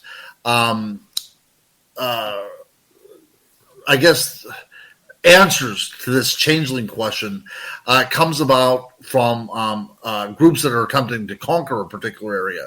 So you would have groups coming into a place. And your native culture would be dispersed into the wild, okay? That happens all over the place. So if we think about ancient Britain, whenever the Romans came in, they would take over your cities, and then you would have to live on the periphery because you have been conquered. Now, whenever that happens, you would start running out of food, and you would start running out of a lot of different things. So the most vulnerable section of your society would be your infant. So the infant starvation will start taking place. Trying to keep your baby warm, the scholarship is pointing out that a mother facing this kind of ordeal would not want to see her child die. So she would sneak into an encampment of those people that had conquered them and put the baby in the crib in hopes that that baby would at least make it in that world. It's very sad, but I think it makes sense. Of all the different studies that I've done and all the different explanations for the changeling, this hit home the most for me, and I think that does make sense. All right, let's move on to another question. The Michael Leger. Yes, the Michael Leger. Guru, have you ever seen aliens or UFOs? I have seen unidentified flying objects that I cannot describe. Whenever I was a wee boy, I probably was about 5 years old, I remember my mom calling me outside and saying that there was a light in the sky. Now, if you would hold your thumb out at arm's distance, it was about the size of your fingernail, which is pretty big. And it was a red light that was on the horizon. I thought that was very odd. It was very low. So it skirted the horizon and then swung back and then went over our house. And as it went over our house, within that green was, in the back of it, was 6 white lights that almost looked like, rocket boosters or whatever. So in my little mind, that's what I saw. I saw a UFO. I don't know exactly what it is. We lived in an area that didn't have a lot of military bases around it, but that's not to say it wasn't a military thing. But I did see something in the sky that I could not explain. And I've seen a lot of lights. And I think that any researcher worth their salt, whenever they go into the woods, they see things that are inexplicable, such as earth lights. And I've seen a lot of these kind of lights that I cannot explain. And I've seen lights moving on a horizon, which I assume were airplanes, and then disappear into trees and start weaving around them. So the light that I was seeing, that I was mistaken to be a UFO or an airplane, was actually a light on the horizon that was not very far away at all, and then went into the trees and acted as if it were some sort of intelligence to it. So I've seen many things in the sky that I cannot explain. Whether they are UFOs or aliens, I do not know, but they were definitely unidentified to me. It's always aliens, Guru. Yep. Always aliens. Always aliens. Lester wants to know, Guru, what is it here? Guru, have you heard of shadow people? If so, what is your thoughts? Yeah, so especially whenever it comes to ghost investigation, we talk about the classics whenever it comes to ghosts. So we have the idea of poltergeist. We have the idea of residual hauntings. We have the idea of classic or intelligent hauntings. And then we also have this, demonic hauntings. But then we have the shadow people, which are this kind of nebulous haunting that doesn't really fit into any of these kind of frameworks. I will tell you this, I have experienced one shadow person in my life, and it was in a store that was it was a new age shop, and there was a woman in there with me, and we both saw it at the same time. It looked as if a shadow just simply went through the room and disappeared into the wall. I cannot describe it. I cannot explain it, but it looked as if somebody was casting a shadow, and that person just simply wasn't there, but the shadow was, and it disappeared into the wall. I mean, that's what I saw, and that's what she saw. I don't know what these things are. I've heard people say that they act intelligently, as if they know that they can be seen at times, and then I've heard other people say that that they're just wandering about. I don't know what's going on there.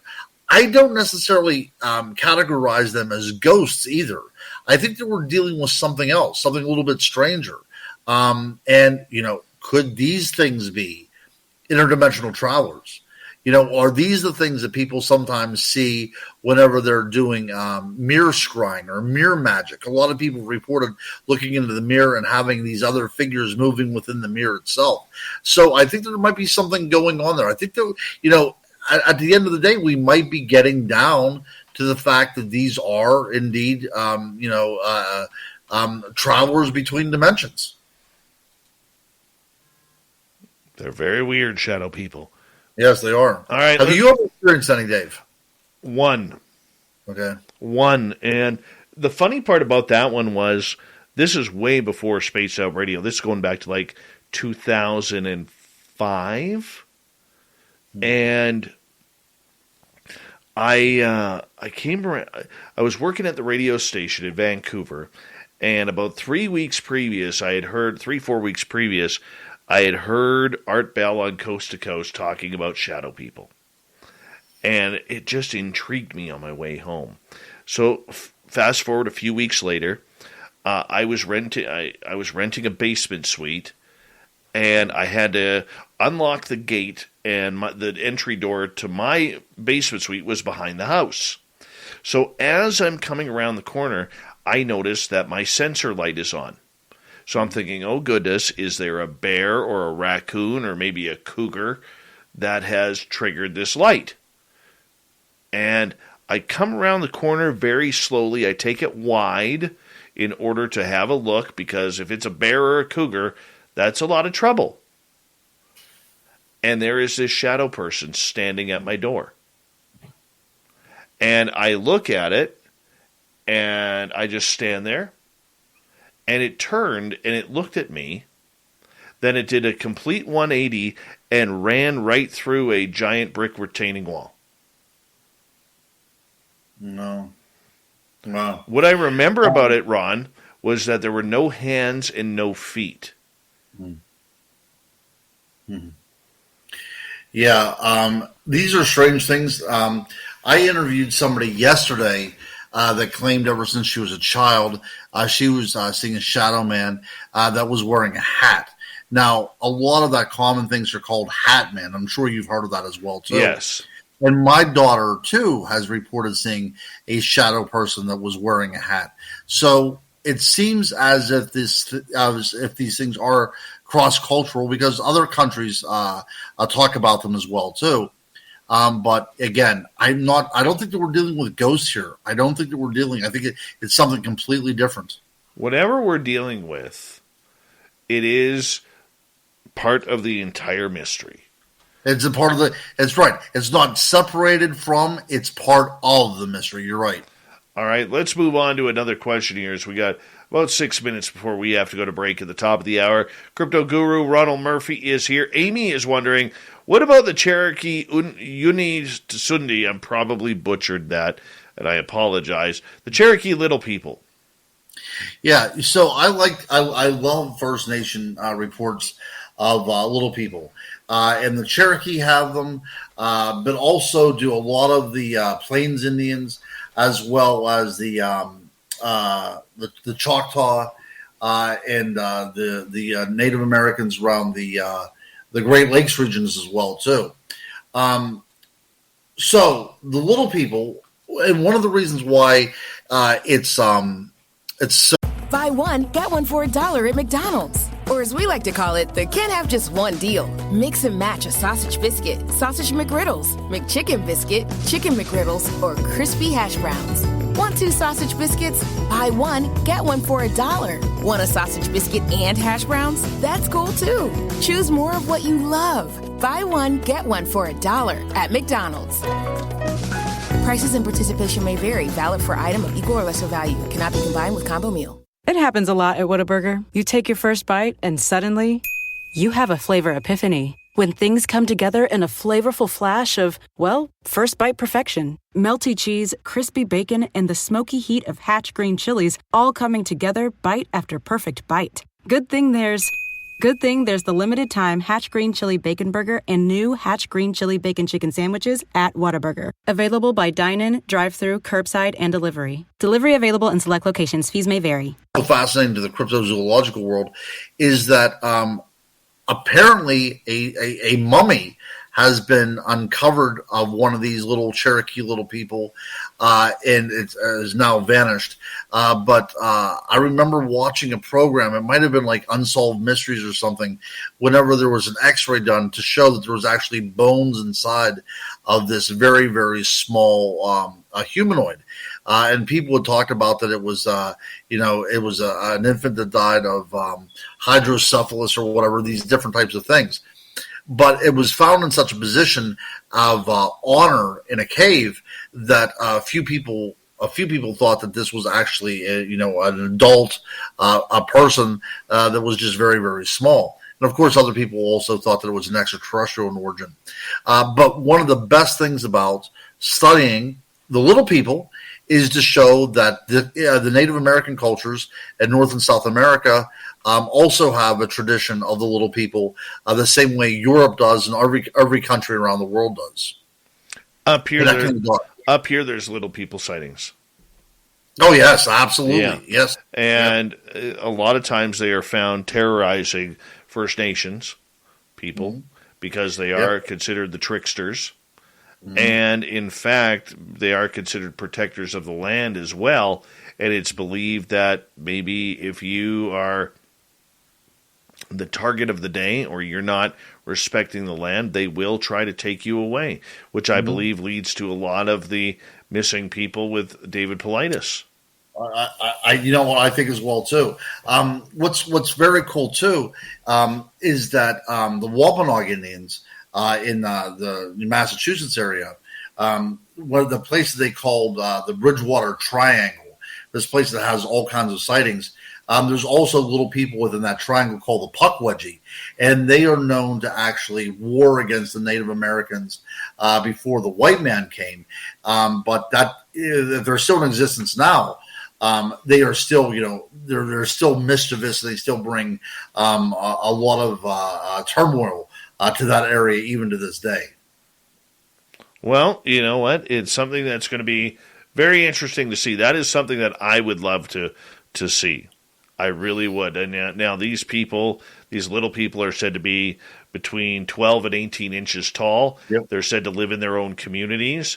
They will stalk you, and they will pester you and steal from you and make your life a living hell if you haven't or if you've wronged the environment or something they care about. Sure. They act within the same framework and under the same rules that the traditional fairies of England operate under, and they also operate under the same rules as the elves in the Nordic and the Alpine cultures as well too. So again, we're talking about connecting the dots, separated by time and space, but still falling under the same category and still acting within the same way that you would expect them to act. So again, like I said, if we connect the dots, a very strange picture is starting to develop. Very true. Very true. We got 2 minutes, Guru. Let's go to Aaron, who is asking, have you heard of any recent stories of Mothman? Oh, yeah, absolutely. Mothman sightings are happening a lot more than people know. But they're happening in strange places, not in Point Pleasant anymore. They're happening in Chicago. I mean, they're happening out in the Midwest of the United States more than anything. So I think that what we're talking about here is the Mothman is now evolving. It's becoming more a part of our culture. The same way Bigfoot is now part of our culture. Mothman is now becoming more than just this entity that was an ominous forebearer of the destruction of the bridge there in Point Pleasant. I think that it says more about its cultural development than if it's actually happening. So that's one of those interesting type of cryptids where you can see an evolution and seeing a part of it now becoming an archetype in and of itself. I don't know what to believe about this. I mean, I believe you. I believe Lon Strickler, Butch Witkowski, Eric Altman, people who have worked on these cases. Okay, there's very brilliant people there, but this one just trips me out, man. Me too. So, I've been to Point Pleasant. I've spoke at the Mothman Festival down there. It is a difficult thing to kind of uncover. And it also has a great Native American tradition as well, too, that this might have been a curse put on the land, or this might have been something that was summoned by Chief Cornstalk. There's a lot to this story than just a flying humanoid. Whenever we look at all the evidence And then whenever Keel became involved in this process as well too, that's when we start seeing things like the Men in Black showing up, and we have a lot of weird things going on that is more along the lines of extraterrestrial than anything. Yeah. All right, we got the Guru for another 30 minutes here on Spaced Out Radio. We love having the Guru time around here. Ronald L. Murphy Jr. You can find his books on Amazon, Barnes & Noble, and now at Walmart. We'll be back with Hour 3 of Spaced Out Radio next.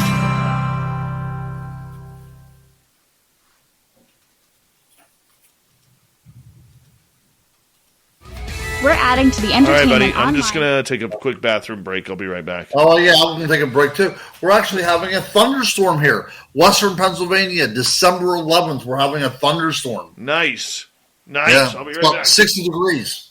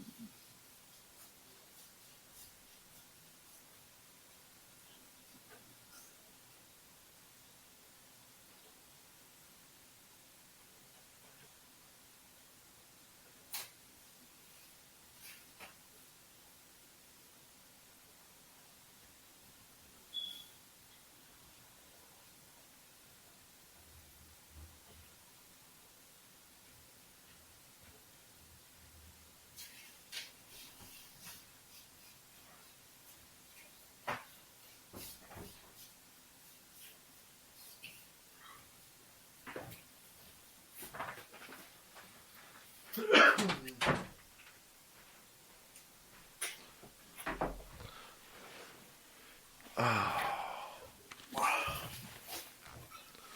right. Guru, we got about just over a minute left. All right. We'll start off with Kaiju's question.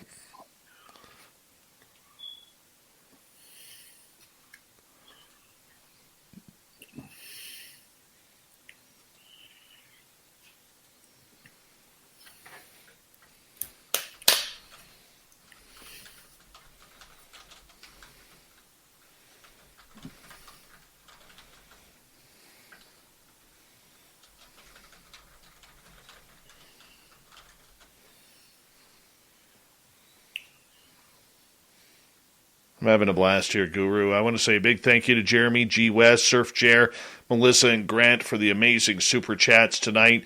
We really do appreciate the love that you are giving us and supporting this show. If you're brand new here, don't forget to hit that subscribe button, ring that bell. Got some great swag up on our store on our website, spacedoutradio.com. You can support us there as well. And when you get some gear, take a picture. And that way I can put it up on our website and show it off to everybody on how you SOR. And, yeah, here we go, everyone.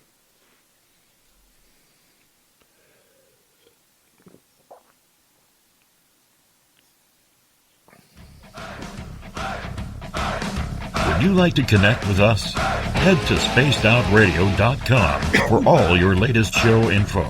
Now, back to Dave Scott and SOR. Here we go with the third and final hour of Spaced Out Radio tonight. My name is Dave Scott. Thank you so much for taking the time to join us. We really do appreciate earning your listening ears wherever you are on this beautiful planet we call Earth. Hi to everyone listening in on our terrestrial affiliates around North America, digitally on TalkStream Live, Revolution Radio, and KPNL. All of our archives are free. Go to youtube.com/Spaced Out Radio. Just do old Davey the favor. Hit that subscribe button. The Desert Clam has set the password for tonight in the SOR Space Travelers Club. Zakuska. Zakuska is your password. Use it wisely, space travelers, as the Clam sets a password each and every night right here on Spaced Out Radio. Our website is spacedoutradio.com. We have a plethora of features for you. Rock out to Bumblefoot, read Shirky Poo's Newswire, check out our swag as well. Follow us on Twitter at Spaced Out Radio, Instagram at Spaced Out Radio Show, and now on TikTok at Spaced Out Radio. For the final time tonight, we got the crypto guru, Ronald Murphy. Ronald L. Murphy Jr. is one of the top writers with everything to do with monsters, legends, and folklore. You can find his books on Barnes & Noble, Amazon, and now in Walmart as well. Check out his On series. It would be a great addition to your library. Guru, welcome back. Hey, thanks. Again, the time just flew by. It feels like I was abducted, and now I'm just finally waking up at this point right now. So it flew by. We got like 20 minutes now. Well, we love you, man. We love it when you are here. I love you guys as well, too. You're always entertaining for our audience, and I always appreciate that, my friend. All right, let's go to a question from our audience, and this one comes from Kaiju, who is asking, are there any scary Bigfoot or Dogman encounters that you have heard of occurring around Christmas? I have. They're not scary, and none of them are related to the Dogman, unfortunately. But I've come across many reports of people stating that the creature that would be called Bigfoot was seen coming into yards to either look at trees that were decorated outside or coming up close to look inside to see things that were decorated inside the house. So it might be out of curiosity, or it might just be kind of, wondering why these human beings would take a tree inside of the house. It might be something they even followed the people from cutting the tree back to their homes as well, too. But I think there is a bit of a curiosity there, especially whenever houses border up along woods. Because I used to live, in a place that was pretty rural, and I know that we would even have deer coming up to our houses whenever we were decorating them. So I think it's just one of those things where you put something out that's out of the usual, and things will naturally, come and take a gander. All right. Well, curiosity at this time of year. Do you think that creatures like Dogmen or Bigfoot or other cryptid creatures pick up on human energy? Oh, I think so. Absolutely. I think even from a self-help point of view, because I don't know if you ever knew this or any of your listeners knew this or not, but I actually worked for a time as a counselor. Okay, so I wrote a book called Harmonics of Humanity, and one of my thesis statements within that book is the idea that we're all made up of energy, and frequency can shape who we are, but it can also disrupt our vibrations as well too. And that's not some sort of new agey thing. I mean, there is a lot to be said about this idea of energy. And I think that we put energy out into that world.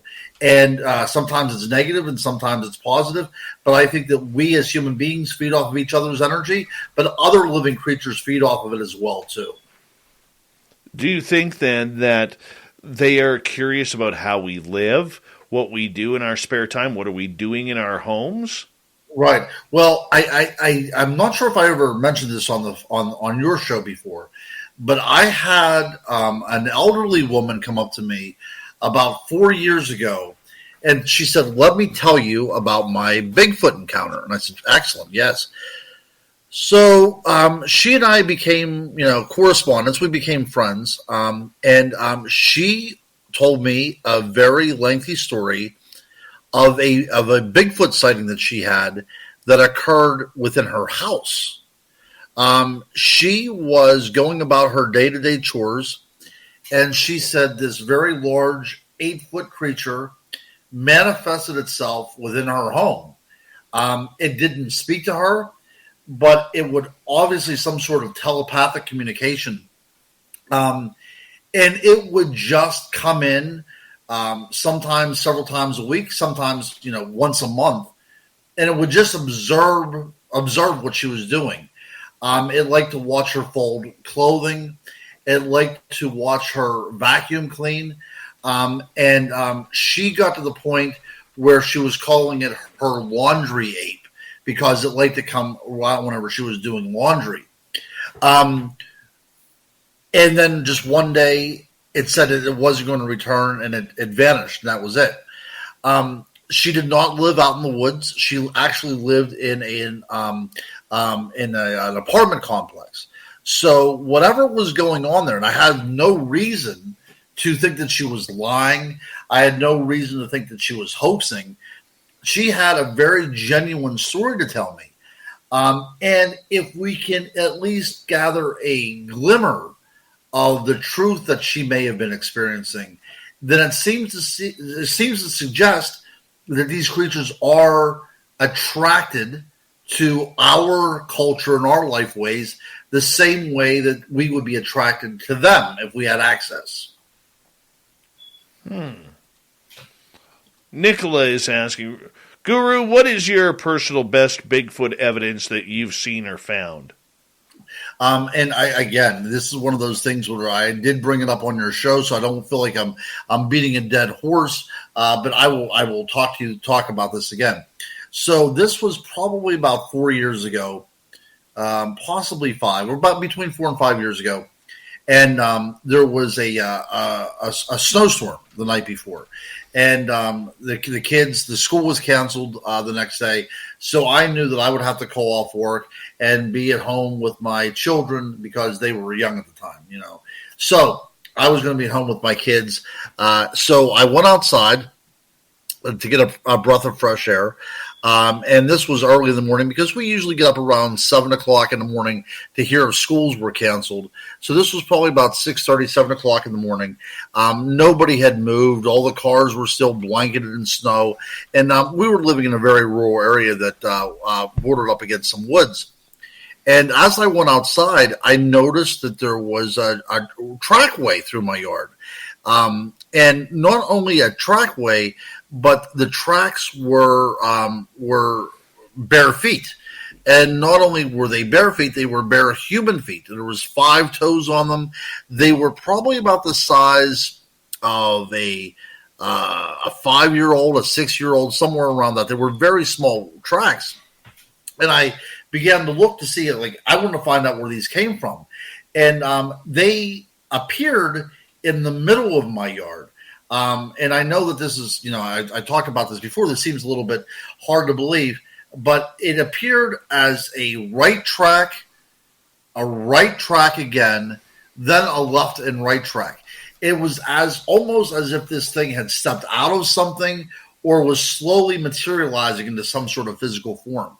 So it appeared in this very short little trackway that would wound itself from right track to a series of tracks up to my dining room window, where it gazed into my dining room window, and then went down over the hill where they disappeared again. In a world that's a little simpler comes the tale of Veltima fungicide. Swift, simple, and secure. It's a corn-growing story without all the drama. Unless you add totally epic music, really random sound effects, and a cool announcer guy. Get ready for the blockbuster yields of the summer with Veltima fungicide from BASF. Coming soon to a field near you. Always read and follow label directions. At ADP, we work with more than 860,000 companies worldwide. That gives us a pretty good idea of how to help businesses grow stronger. Whether it's through data insights that help you make informed decisions about building a team that works better as a team, or by keeping you ahead of thousands of changing regulations so you can keep ahead of everything else. Like building that better team. Grow stronger with ADP. HR, talent, time, and payroll. So, look, I'm a Bigfoot investigator. I get it. But for something that I have been investigating to now look like it's investigating me was really a turn of the tables, what was going on here. But that is really one of the best evidences that I've ever had in my experience, because it seemed to be presenting itself to me. Again, I've never seen this creature, but I took copious amounts of pictures on this. And it was just the strangest things, because it was early in the morning. Nobody was outside. Nobody had even shoveled their cars out yet. And there was no child walking around in bare feet in, sub-zero weather. Maybe it was ghostly, my friend. Something like that as well, too. Can spirits leave behind tracks? I'm not sure. Of course, I contacted Stan Gordon, who is the godfather of the paranormal here in Western Pennsylvania, and he said in the area that I live in, for about the past 30 years, there have been reports of very small Bigfoot tracks. Which set me off on a tangent to find out, more about these kind of small feet, as I call them. And we do have a precedent for them in Pennsylvania, and throughout the entire world, there are precedences for small feet as well. Very interesting. All right, let's move on. Charles wants to know, why do you think there are no Bigfoot bodies found? This is when it comes into really cool conjecture there, Charles. Okay, so let us say that they are physical whenever they come into this world for a brief time, and then they go back into their other dimension. So the idea of interdimensionality could work out here, that they're only physical in this world for a very brief time, and they're not here long enough to die. There are other things as well, too. One is that they have a culture in which they bury their dead. That's a possibility as well, too. There's also the possibility that within the Bigfoot proto-culture that they eat their dead. That is also seen in human populations, or at least in older human populations around the world as well. So there's different ways to look at this. It could be simply coming down to a fact of numbers. There's not a lot of these creatures out there to begin with, and then whenever one dies, the chance of you finding that body is going to be very rare indeed, because nature likes to convert itself back into nature again very, very quickly. So that is the hypothesis that are out there. They eat their dead, they bury their dead, or they are not fully here long enough to become deceased in this world. What about the possibility that they are taken to a different dimension? Mm-hmm. Sure, absolutely. I mean, that is the whole idea, that they are simply not from. I mean, they are from our world, but the world that they're from is like a layer under. I know that it starts sounding far-fetched, but it's like almost if you take an onion and you start peeling it, okay? What happens if reality has a lot of layers to it? And some of these layers are very, very thin. So thin, in fact, that things can cross back and forth, And that is kind of really the reasoning that I'm going with here, that whenever these creatures come into our world, they can stay long enough to become physical in this world, but this is not their world in the end. They return to another dimension. I think that, again, talking about this here at 2:19 a.m. at my time in my dining room in Western Pennsylvania sounds kind of hokey, and it sounds like something off of a very bad sci-fi movie. But I think when we get down to it, we have to bring up these kind of ideas, or things don't make sense. So we have to talk about, the possibility of at least interdimensionality. Very true. Very true. The crypto guru, Ronald Murphy, is here tonight on Spaced Out Radio, and we continue on with the questions for you. And Tammy is wondering, where do you think CERN fits into all of this woo? Oh, man. I'll tell you what. Okay. I will tell you a story that happened several years ago. There was a gentleman that decided that he was going to make his own Tesla coil. If you are of the mind to do such a thing, you're able to do it. So in his attic, he made a Tesla coil that he fired up, okay? Fired the thing up, turned it down, or turned it off, went downstairs, and then he could hear something up in that room moving around, walking back and forth, as if he opened a door through that type of interaction, So we have no idea what's going on out there, right? We have no idea what the military is going on out there. We don't know what the private sector is going on out there. But if you are able to manipulate the world in such a way through electricity, through sound, through nuclear fission, whatever, we have to consider the fact that this can open up doors or open up portals, or at least allow things to access the energy which is being put off.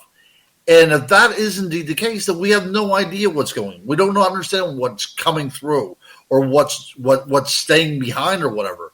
But I think that a lot of this stuff has to be looked at in great detail. I'm fascinated by this stuff as well. Me too. Me too as well. All right, let's go to Kaiju. What's the scariest Bigfoot or Dogman encounter you have heard of? Wow. The thing about anything, whenever you have to deal with a Dogman, it never comes out as you laugh at the end. It's always a very scary thing. I have interviewed forest rangers who have said they were in a place doing, inspections of particular areas, and they had seen something they would describe as a werewolf creature watching them as they were there and knowing that they had to get out. Now, that has happened to me probably about 3 times where I was able to get somebody, not on record, of course, but get somebody that was actually involved in the Department of Nature and Conservation to at least give me a statement, without using their name.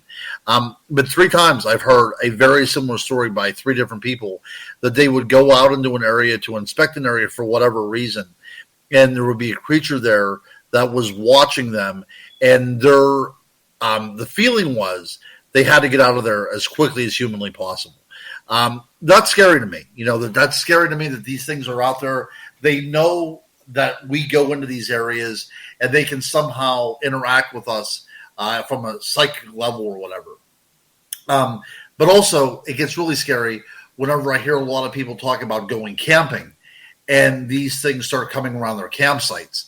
Probably about a dozen reports I've had on that whenever people are laying in their tent and they have a small fire going outside, and all of a sudden an upright canid shadow is cast across the tent. Heard this number of times, Dave, and that stuff really scares the heck out of me. What do you think the purpose of these dogmen are?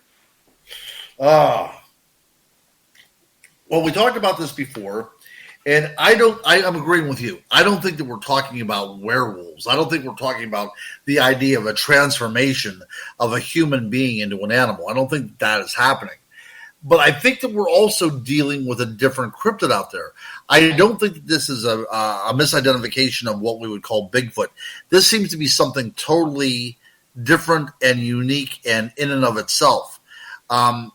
I don't know what's going on there, Dave. I don't know. But I know whatever this cryptid is, or whatever it isn't, it is out there to project into this world fear and nothing else. Yeah, we haven't had any big-time reports of this dogman attacking people. No. We've heard reports it may have attacked cars and ripped bumpers off, banged at windows or doors. We've heard that. But I've never heard of somebody being attacked by one of these creatures. If they come in close encounters, we always hear of them, getting this telepathic message saying, you know what, it's best if you leave, or something along those lines. Yeah, absolutely. The only thing that I can say in rebuttal to that is that a lot of people go missing and are never heard from again. And is it possible that these are the people that had the actual physical interaction with the dogman? I don't know. No. See, that's the thing, is like, we've heard a lot of stories about people backing away because they've had the feeling that they shouldn't be there, or there was some sort of psychic communication. But what about the people that push on and disregard that kind of thing? Do they ultimately have a run-in with a dogman that leads to their disappearance and they're never heard from again? I mean, these are some of the conclusions that we can come up with. Again, theory, conjecture, but still possibility. There's a lot of stories about people that go out hunting with another group of people, and they post them at one spot, and at the end of the day, everybody gathers together, and that person is not there and never seen again.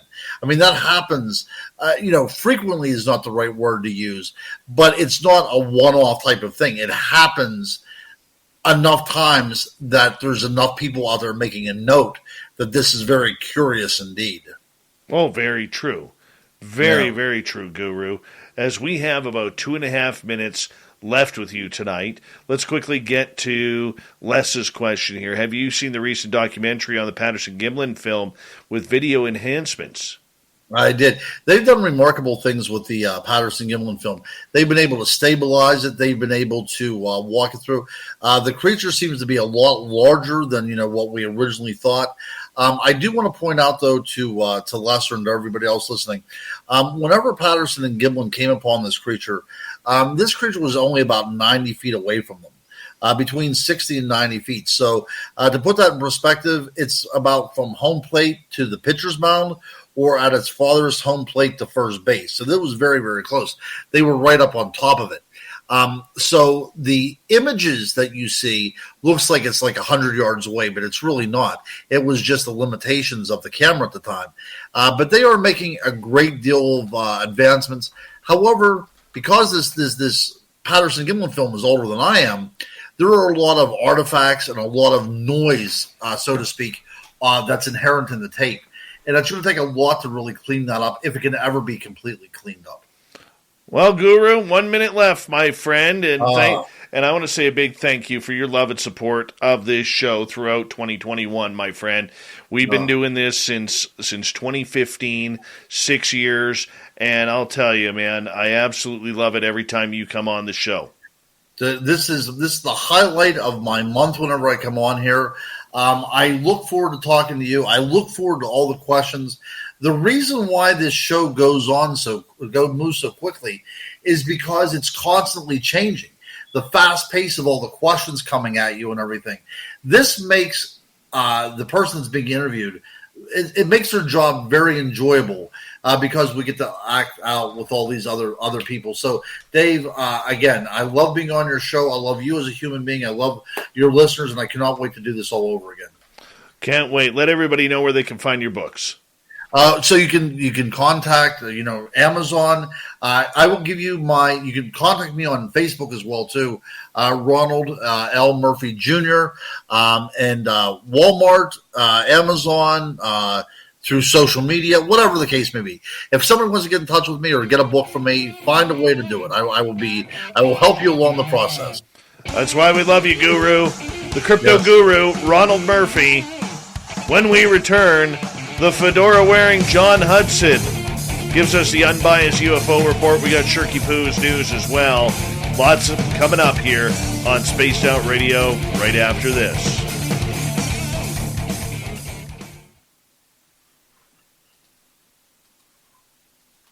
All right, hello, guys. this is your guitar man, Ron Bumble. You get going. You go own the night in your bed so you can fall asleep. I will, guys. Hey, thanks a lot, Dave, for having me on. Get in touch with me. We'll do this again very soon. Guru time, everybody. Guru time.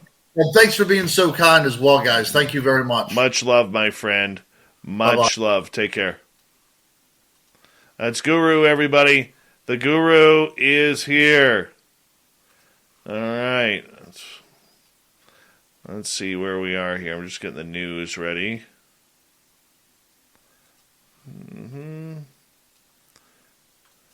Shirky Poo's got us set up beautifully tonight.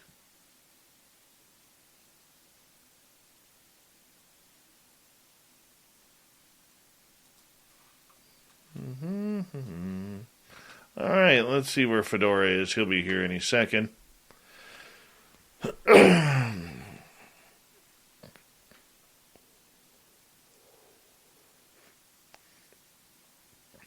Well, that's not nice, Jeremy Jones. The Guru's a good guy.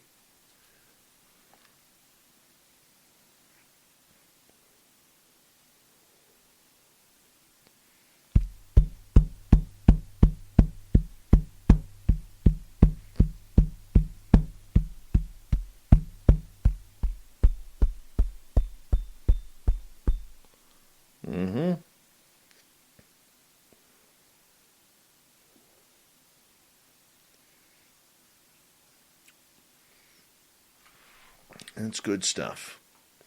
Good stuff. Oh.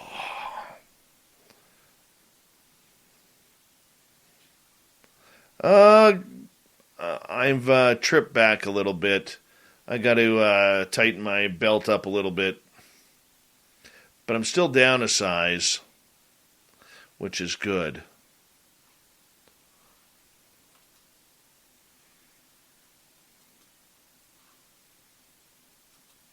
Come on, Fedora. It's time. It's time, Fedora, for your appearance on the mighty SOR. There he is. The fedora-wearing John Hudson. And people, he doesn't even dye that chin hair. Yep. Oh, and you know what? I just realized I haven't sent you this yet, so give me a quick second here. Pineapple ice, Ron. Pineapple ice. Thank you, the Michael Leger. The Michael Leger. Excalibur. Good to see you.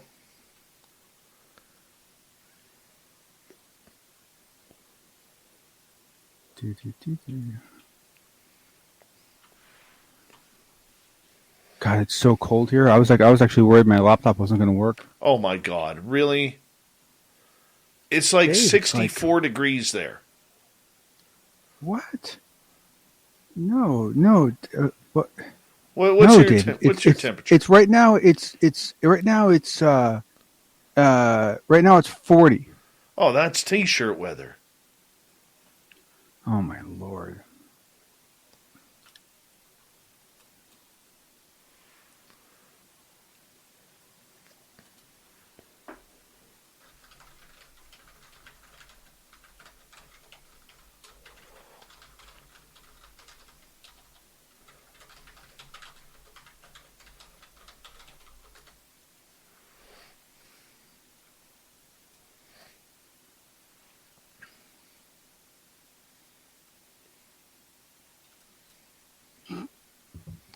Chad Smith says, I'm Dave Scott. No, you're not, Chad.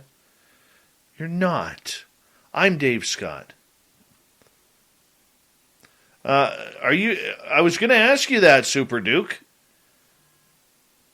Are you putting a team together for our big Bigfoot show?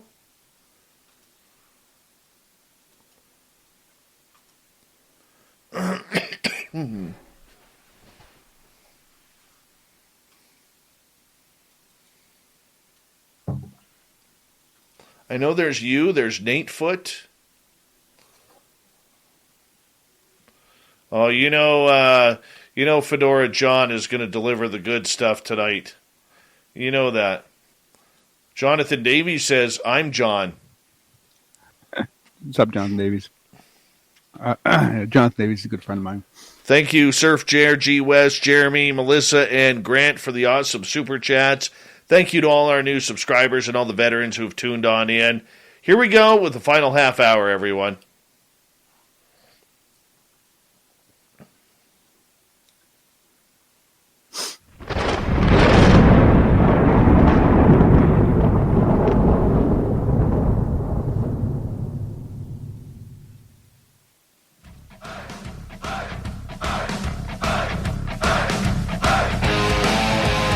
Rounded third. We're heading for home tonight on Spaced Out Radio. My name is Dave Scott. Thank you so much for taking the time to join us. We really do appreciate it. Want to remind you that if you've missed most of this show or others, check out our free archives by going to youtube.com/Spaced Out Radio. Do me the favor, hit that subscribe button. Our website is spacedoutradio.com. We have a plethora of features for you. Rock out to Bumblefoot, read Shirky Poo's Newswire. Check out our swag as well. Follow us on Twitter at Spaced Out Radio, Instagram at Spaced Out Radio Show, and now on TikTok at Spaced Out Radio. The guy complaining about the 40-degree weather in California that he actually may freeze. He's got 3 jackets on. He's got 4 pairs of pants. Yep, long johns, thick woolly socks.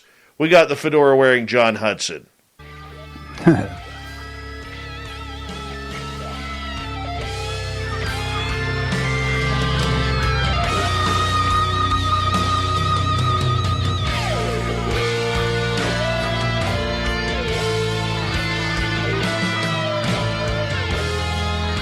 Yes, he brings us the UFO report coming on in. He's having a little cookies and milk, preparing for Santa Claus. Buy one, get one for $1 at McDonald's. Or as we like to call it, the can't have just one deal. Mix and match a sausage biscuit, sausage McGriddles, McChicken biscuit, chicken McGriddles, or crispy hash browns. Want 2 sausage biscuits? Buy one, get one for $1. Want a sausage biscuit and hash browns? That's cool too. Choose more of what you love. Buy one, get one for $1 at McDonald's. Prices and participation may vary. Valid for item of equal or lesser value. Cannot be combined with combo meal. Buy one, get one for $1 at McDonald's. Or as we like to call it, the can't have just one deal. Mix and match a sausage biscuit, sausage McGriddles, McChicken biscuit, chicken McGriddles, or crispy hash browns. Want 2 sausage biscuits? Buy one, get one for $1. Want a sausage biscuit and hash browns? That's cool too. Choose more of what you love. Buy one, get one for $1 at McDonald's. Prices and participation may vary. Valid for item of equal or lesser value. Cannot be combined with combo meal. Making sure everything is tested on out before the big guy rides in a couple of weeks here. Fedora John, welcome back. Hey, man, if more people implemented QA into their lives, the whole world would run a lot smoother. I had my first. How you doing, Dave? I had my first glass of milk today in months. Oh, you quit milk too? Why? I can't stand milk. Never liked milk. Oh, okay. Well, but then it's yeah. not, no, okay. But then you're fine. Today I was actually craving a glass of cold milk, so I had one. Oh, yeah. How was it?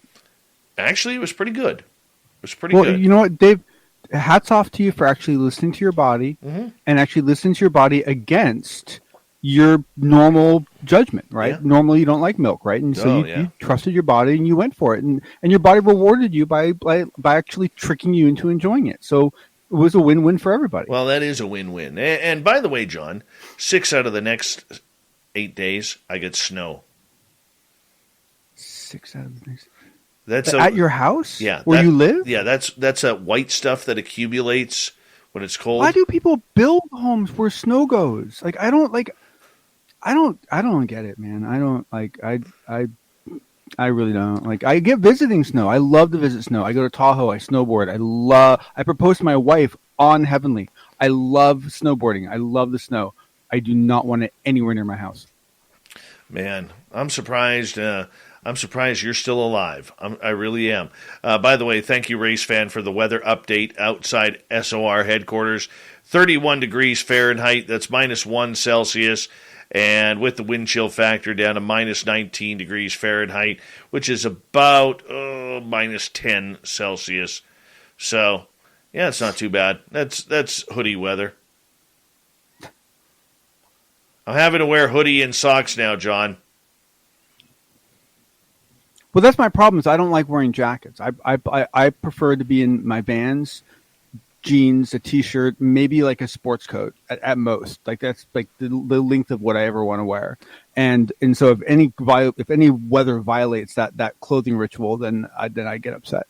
Speaking of Vans, I haven't had a pair of Vans since I was a teenager. I never knew this until I was watching TikTok. Vans, if you throw them, will always land right side up. Yeah. I never. I have to admit, I didn't actually know that for sure, but it was funny because I was just looking at something else about my Vans the other day, and I was thinking about the same thing. I was thinking about how bottom heavy they are, and like how there's so much rubber in the bottom, and there's nothing on the top, and so they'll always land and slow down. Yeah. Yeah. Hopefully, when you're in them too. So. I never ever knew that. All right, let's get to it. Stanford professor Dr. Gary Nolan, who's been working with Jacques Vallée quite a bit over the last number of years on UFOs. He's been checking into these crash retrievals, John. What do you got for us? Yes. Well, this is first off, I want to hats off to Vice and this individual. And if I'm mispronouncing Thoby, your name, I apologize, but Thoby Champion. This is a really, really good article that I recommend everyone read. And what it does, including showing a little video, is it sits down and has this really nice, lengthy conversation with Dr. Gary Nolan of Stanford about a whole bunch of his research.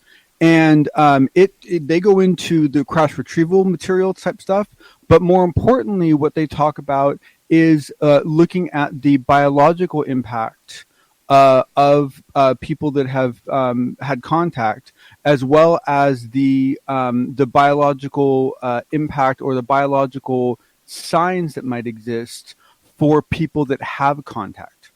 And this is actually a very, very detailed. I was really quite impressed with the length and detail of this article and the number of diagrams and so forth that you're given throughout this article, including, by the way, and this makes the whole article so worth it, a very cool picture of the Invisible College that I'm not sure I've ever seen before. That doesn't mean anything. There's probably a lot of pictures I haven't seen before, but I thought it was neat because I haven't seen it before.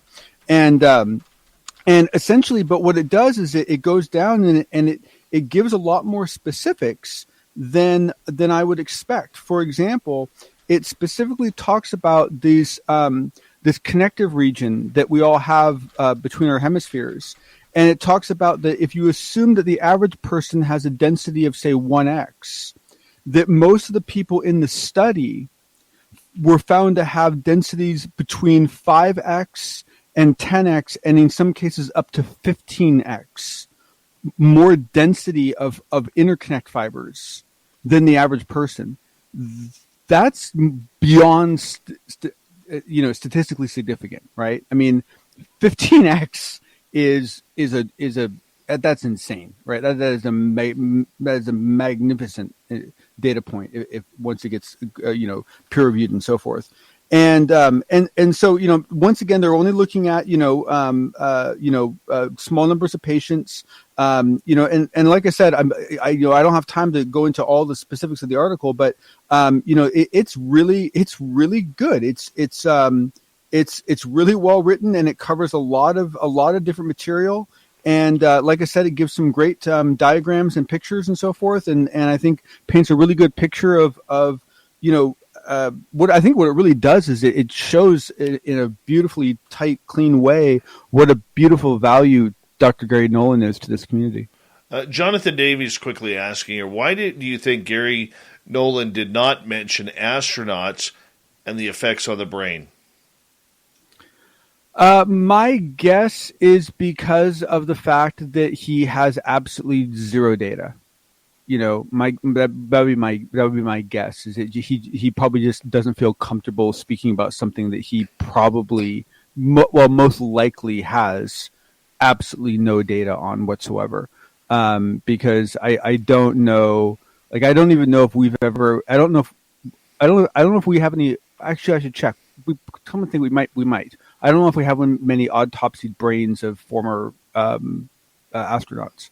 But it's a good question, and it's something we should, honestly, man, one of us should ask Gary on Twitter, because he usually responds to both of us, and he might answer the question. So we should find out.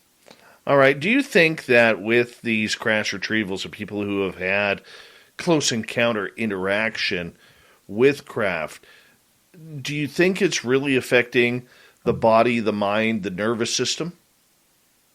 Yeah, without a doubt. I mean, look. I mean, fields are fields, right? I mean, people don't understand it. People really don't get it. Fields are everywhere. Fields are permeating through your body all the time. All sorts of different fields, right? And most of them are completely harmless. Some of them are helpful, but there are fields that are very unhelpful. And for us to assume that a propulsion or an energy system or a shielding system, or you pick it. You pick any energy system on a craft from that was designed off-world, and for you to assume that it's not going to generate fields that are harmful to our tissue is insane, right? That's just, statistically, it's going to happen, right? And so, and I also think that it's very, very interesting, some of the research that's been done recently looking at, looking at blue shift and red shift, and looking to see, what sort of energy might end up shifting into a harmful range because of things like time dilation and so forth. And could it be that some of these ships were not harmful when they left where they came from, but when they arrived here, they became harmful. And so that's something else that needs to be looked into. Is radiation playing a major factor on this? Oh, yeah. Sorry. When I say fields, that's what I mean. Radiation. Okay. Yeah. No, and it's hard to say whether is it specifically the spectrum that we consider to be radiation and the classic sense of radiation. That I don't know. It definitely looks like there are definite signs that there are ranges that are being peaked in that range. But what I'm saying is that there could also be many other fields that we don't have any way of measuring that are doing just as much, if not more, harm, and we just don't know because we don't know what to look for, right? And so, to me, basically, unless the occupant of a vehicle has looked at our physiology and certified, in writing, that his vehicle won't harm us in any way, shape, or form, we have to expect that some of them are going to. All right, let's move on to the next topic for the night. Update on what's going on in Washington with the Gillibrand Amendment. Yeah, so this is just fun. I really hope that everyone else is enjoying this as much as I am, because especially right now, if you look around today, there were so many people writing on this. Lido on YouTube did a great 45-minute presentation on it. A bunch of other people did presentations on it. A bunch of people are talking about it. So you can pick your flavor, you can pick your favorite voice to listen to the analysis on it.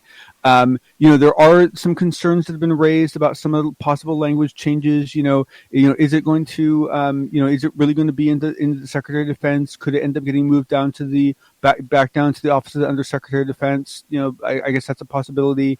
The science advisors did look like it possibly got removed. I did hear today that it doesn't look like that the Senate is likely to sign it before Christmas. We might not hear anything for a little while. But however, myself, several other people are all, have all had, reasonable data points brought to us that show that essentially, assuming that the Senate signs it as they're expected to, that there's absolutely no reason to believe that the president won't sign it. And so at this point, something has to go terribly wrong for this not to go through. And I hope it does go through. I think it is necessary. I have concerns, which I said in the previous Dave 101 that we did, in regards to how much access will the public have. Now, Science Bob tends to believe that we're going to get it all. I don't believe that for a second. I think that is extremely wishful thinking. Well, I mean, in the end, we will. And eventually, we will get it all. The challenge is going to be the metered way in which it's given out to us. 50 years from now, people will know an insane amount about what's going on right now, a lot more than we do now. But the thing is that there's so many good things in this. I mean, the very fact that there is specific language in this amendment that calls for funding to be allocated for the reverse engineering of recovered materials. It's right there in writing. Like this, that to me, like I want to make that a freaking t-shirt. Like all of our lives, we've all been hoping, praying, wishing that there was some agency within the U.S. government that was actually reverse engineering UFOs. And now, maybe there was, maybe there wasn't. I don't care at the moment. What I care about is we're getting one, and it's official, and it's going to be funded, and it's going to be real, and people are going to be able to apply for jobs there, and they're going to produce stuff. Like, how amazing is that? It's like X-Files come to life. Do you believe, though, that we're going to get everything that they say?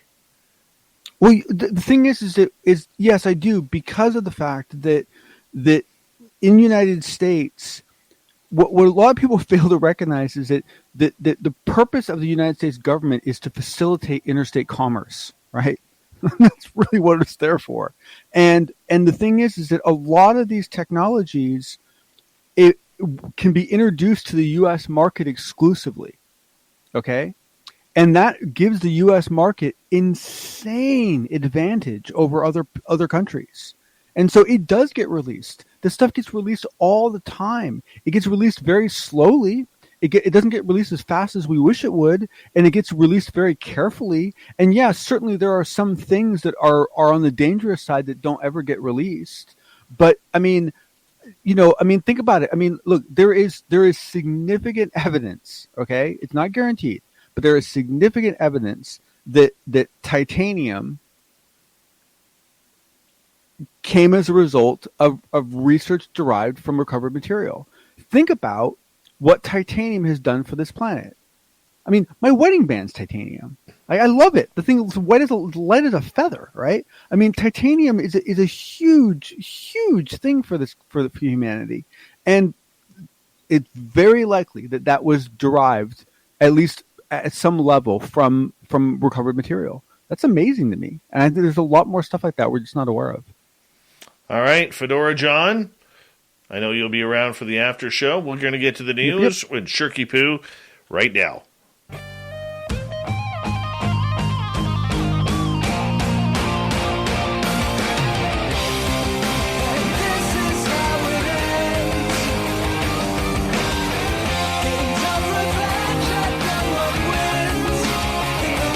Let's get to Shirky Poo's news here.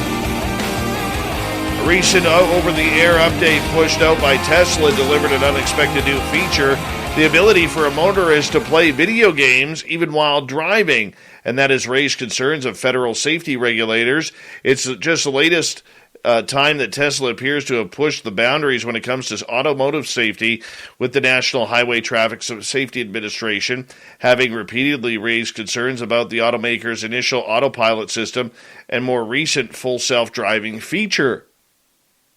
The latest controversy was triggered by a complaint filed by Vince Patton, a retired journalist living in Portland, Oregon, who watched a YouTube video showing how drivers could play video games on the large touchscreen that controls virtually all functions in Tesla vehicles. Taking his own Model 3 out, Patton found he could play games like Solitaire and Skyforce Reloaded as he looped around a parking lot near his home. "Somebody's going to get killed," Patton said. "I was just dumbfounded." Tesla is no stranger to the Federal Safety Agency as well as the National Transportation Safety Board. Both agencies have repeatedly initiated safety probes looking at issues such as battery fires, but that scrutiny is only ramped up in 2015 when Tesla first made the autopilot software available to drivers. It has been linked by regulators to several deaths and numerous crashes, most notably a 2016 Florida accident that killed a former Navy SEAL. Moving on here.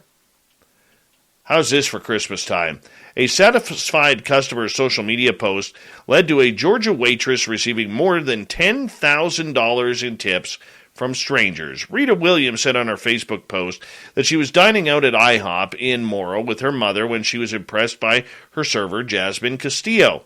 "It was crazy crowded, and our waitress was stretched so thin, but she remained professional, so kind, patient, and just overall provided amazing customer service." She said the service inspired her to leave a generous tip on her $30 tab. "I gave her $20, and she was like, 'Are you serious?' And I handed her another $20, and she goes, 'No, really?' Castillo, who is usually waiting on about 7 tables per night or per time, earns around $40 in tips, had a brief conversation with Williams and revealed that she had been struggling financially. Williams asked Castillo for her Cash App information, sent her $500 later that day. She posted about her experience on Facebook, and that's where things exploded. "I hear notifications. I don't usually get Cash Apps. I didn't know what was going on."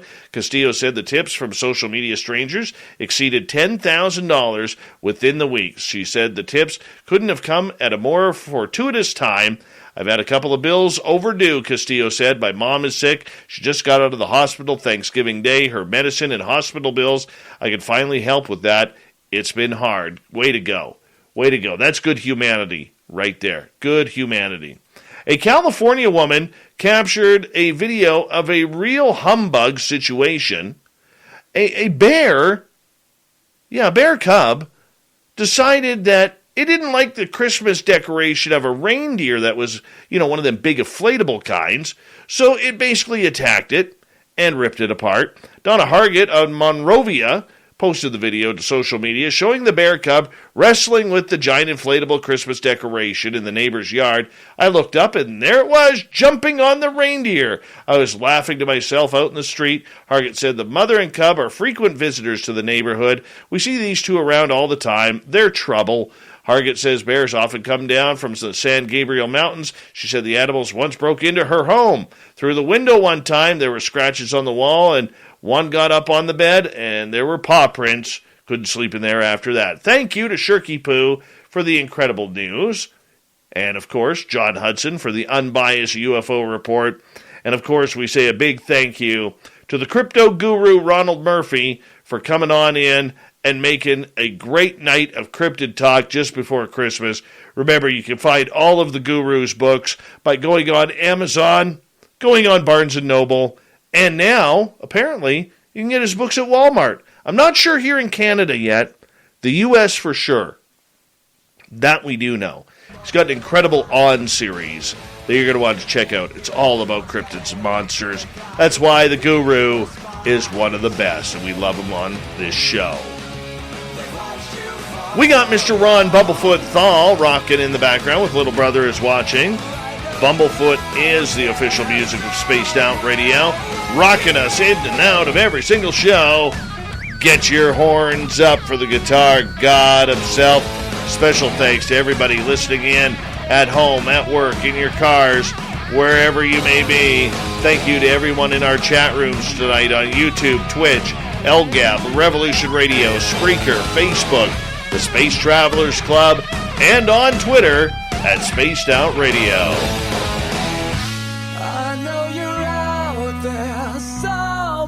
Remember, this show is copyright by Spaced Out Radio and SOR Media Ventures Limited. Thank you so much for choosing to share your evening with us, because together, my friends, we're watching. We own the night. Mr. Bumblefoot, we need a favor. We need you to take us home.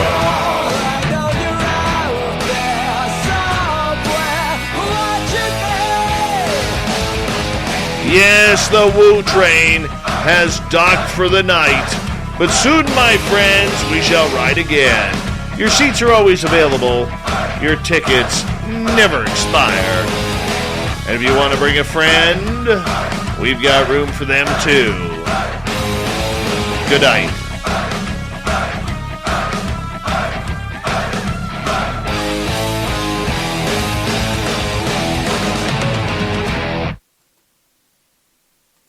Get the perfect gifts for pets and pet lovers at Chewy. Save on presents for your pets, like food, toys, and treats. And for friends and family, we have e-gift cards to show how much you care. Shop e-gift cards and more. Visit Chewy.com today. Looking for a last-minute gift that's heartfelt and meaningful? Give your loved ones Storyworth and avoid delivery delays. Every week, Storyworth emails a thought-provoking question of your choice to your loved ones. Then, after a year, Storyworth compiles all of their stories, complete with photos, into a beautiful keepsake book you'll be able to share for generations to come. For instant email delivery, go to storyworth.com/memories and save $10 on your first purchase. That's storyworth.com/memories.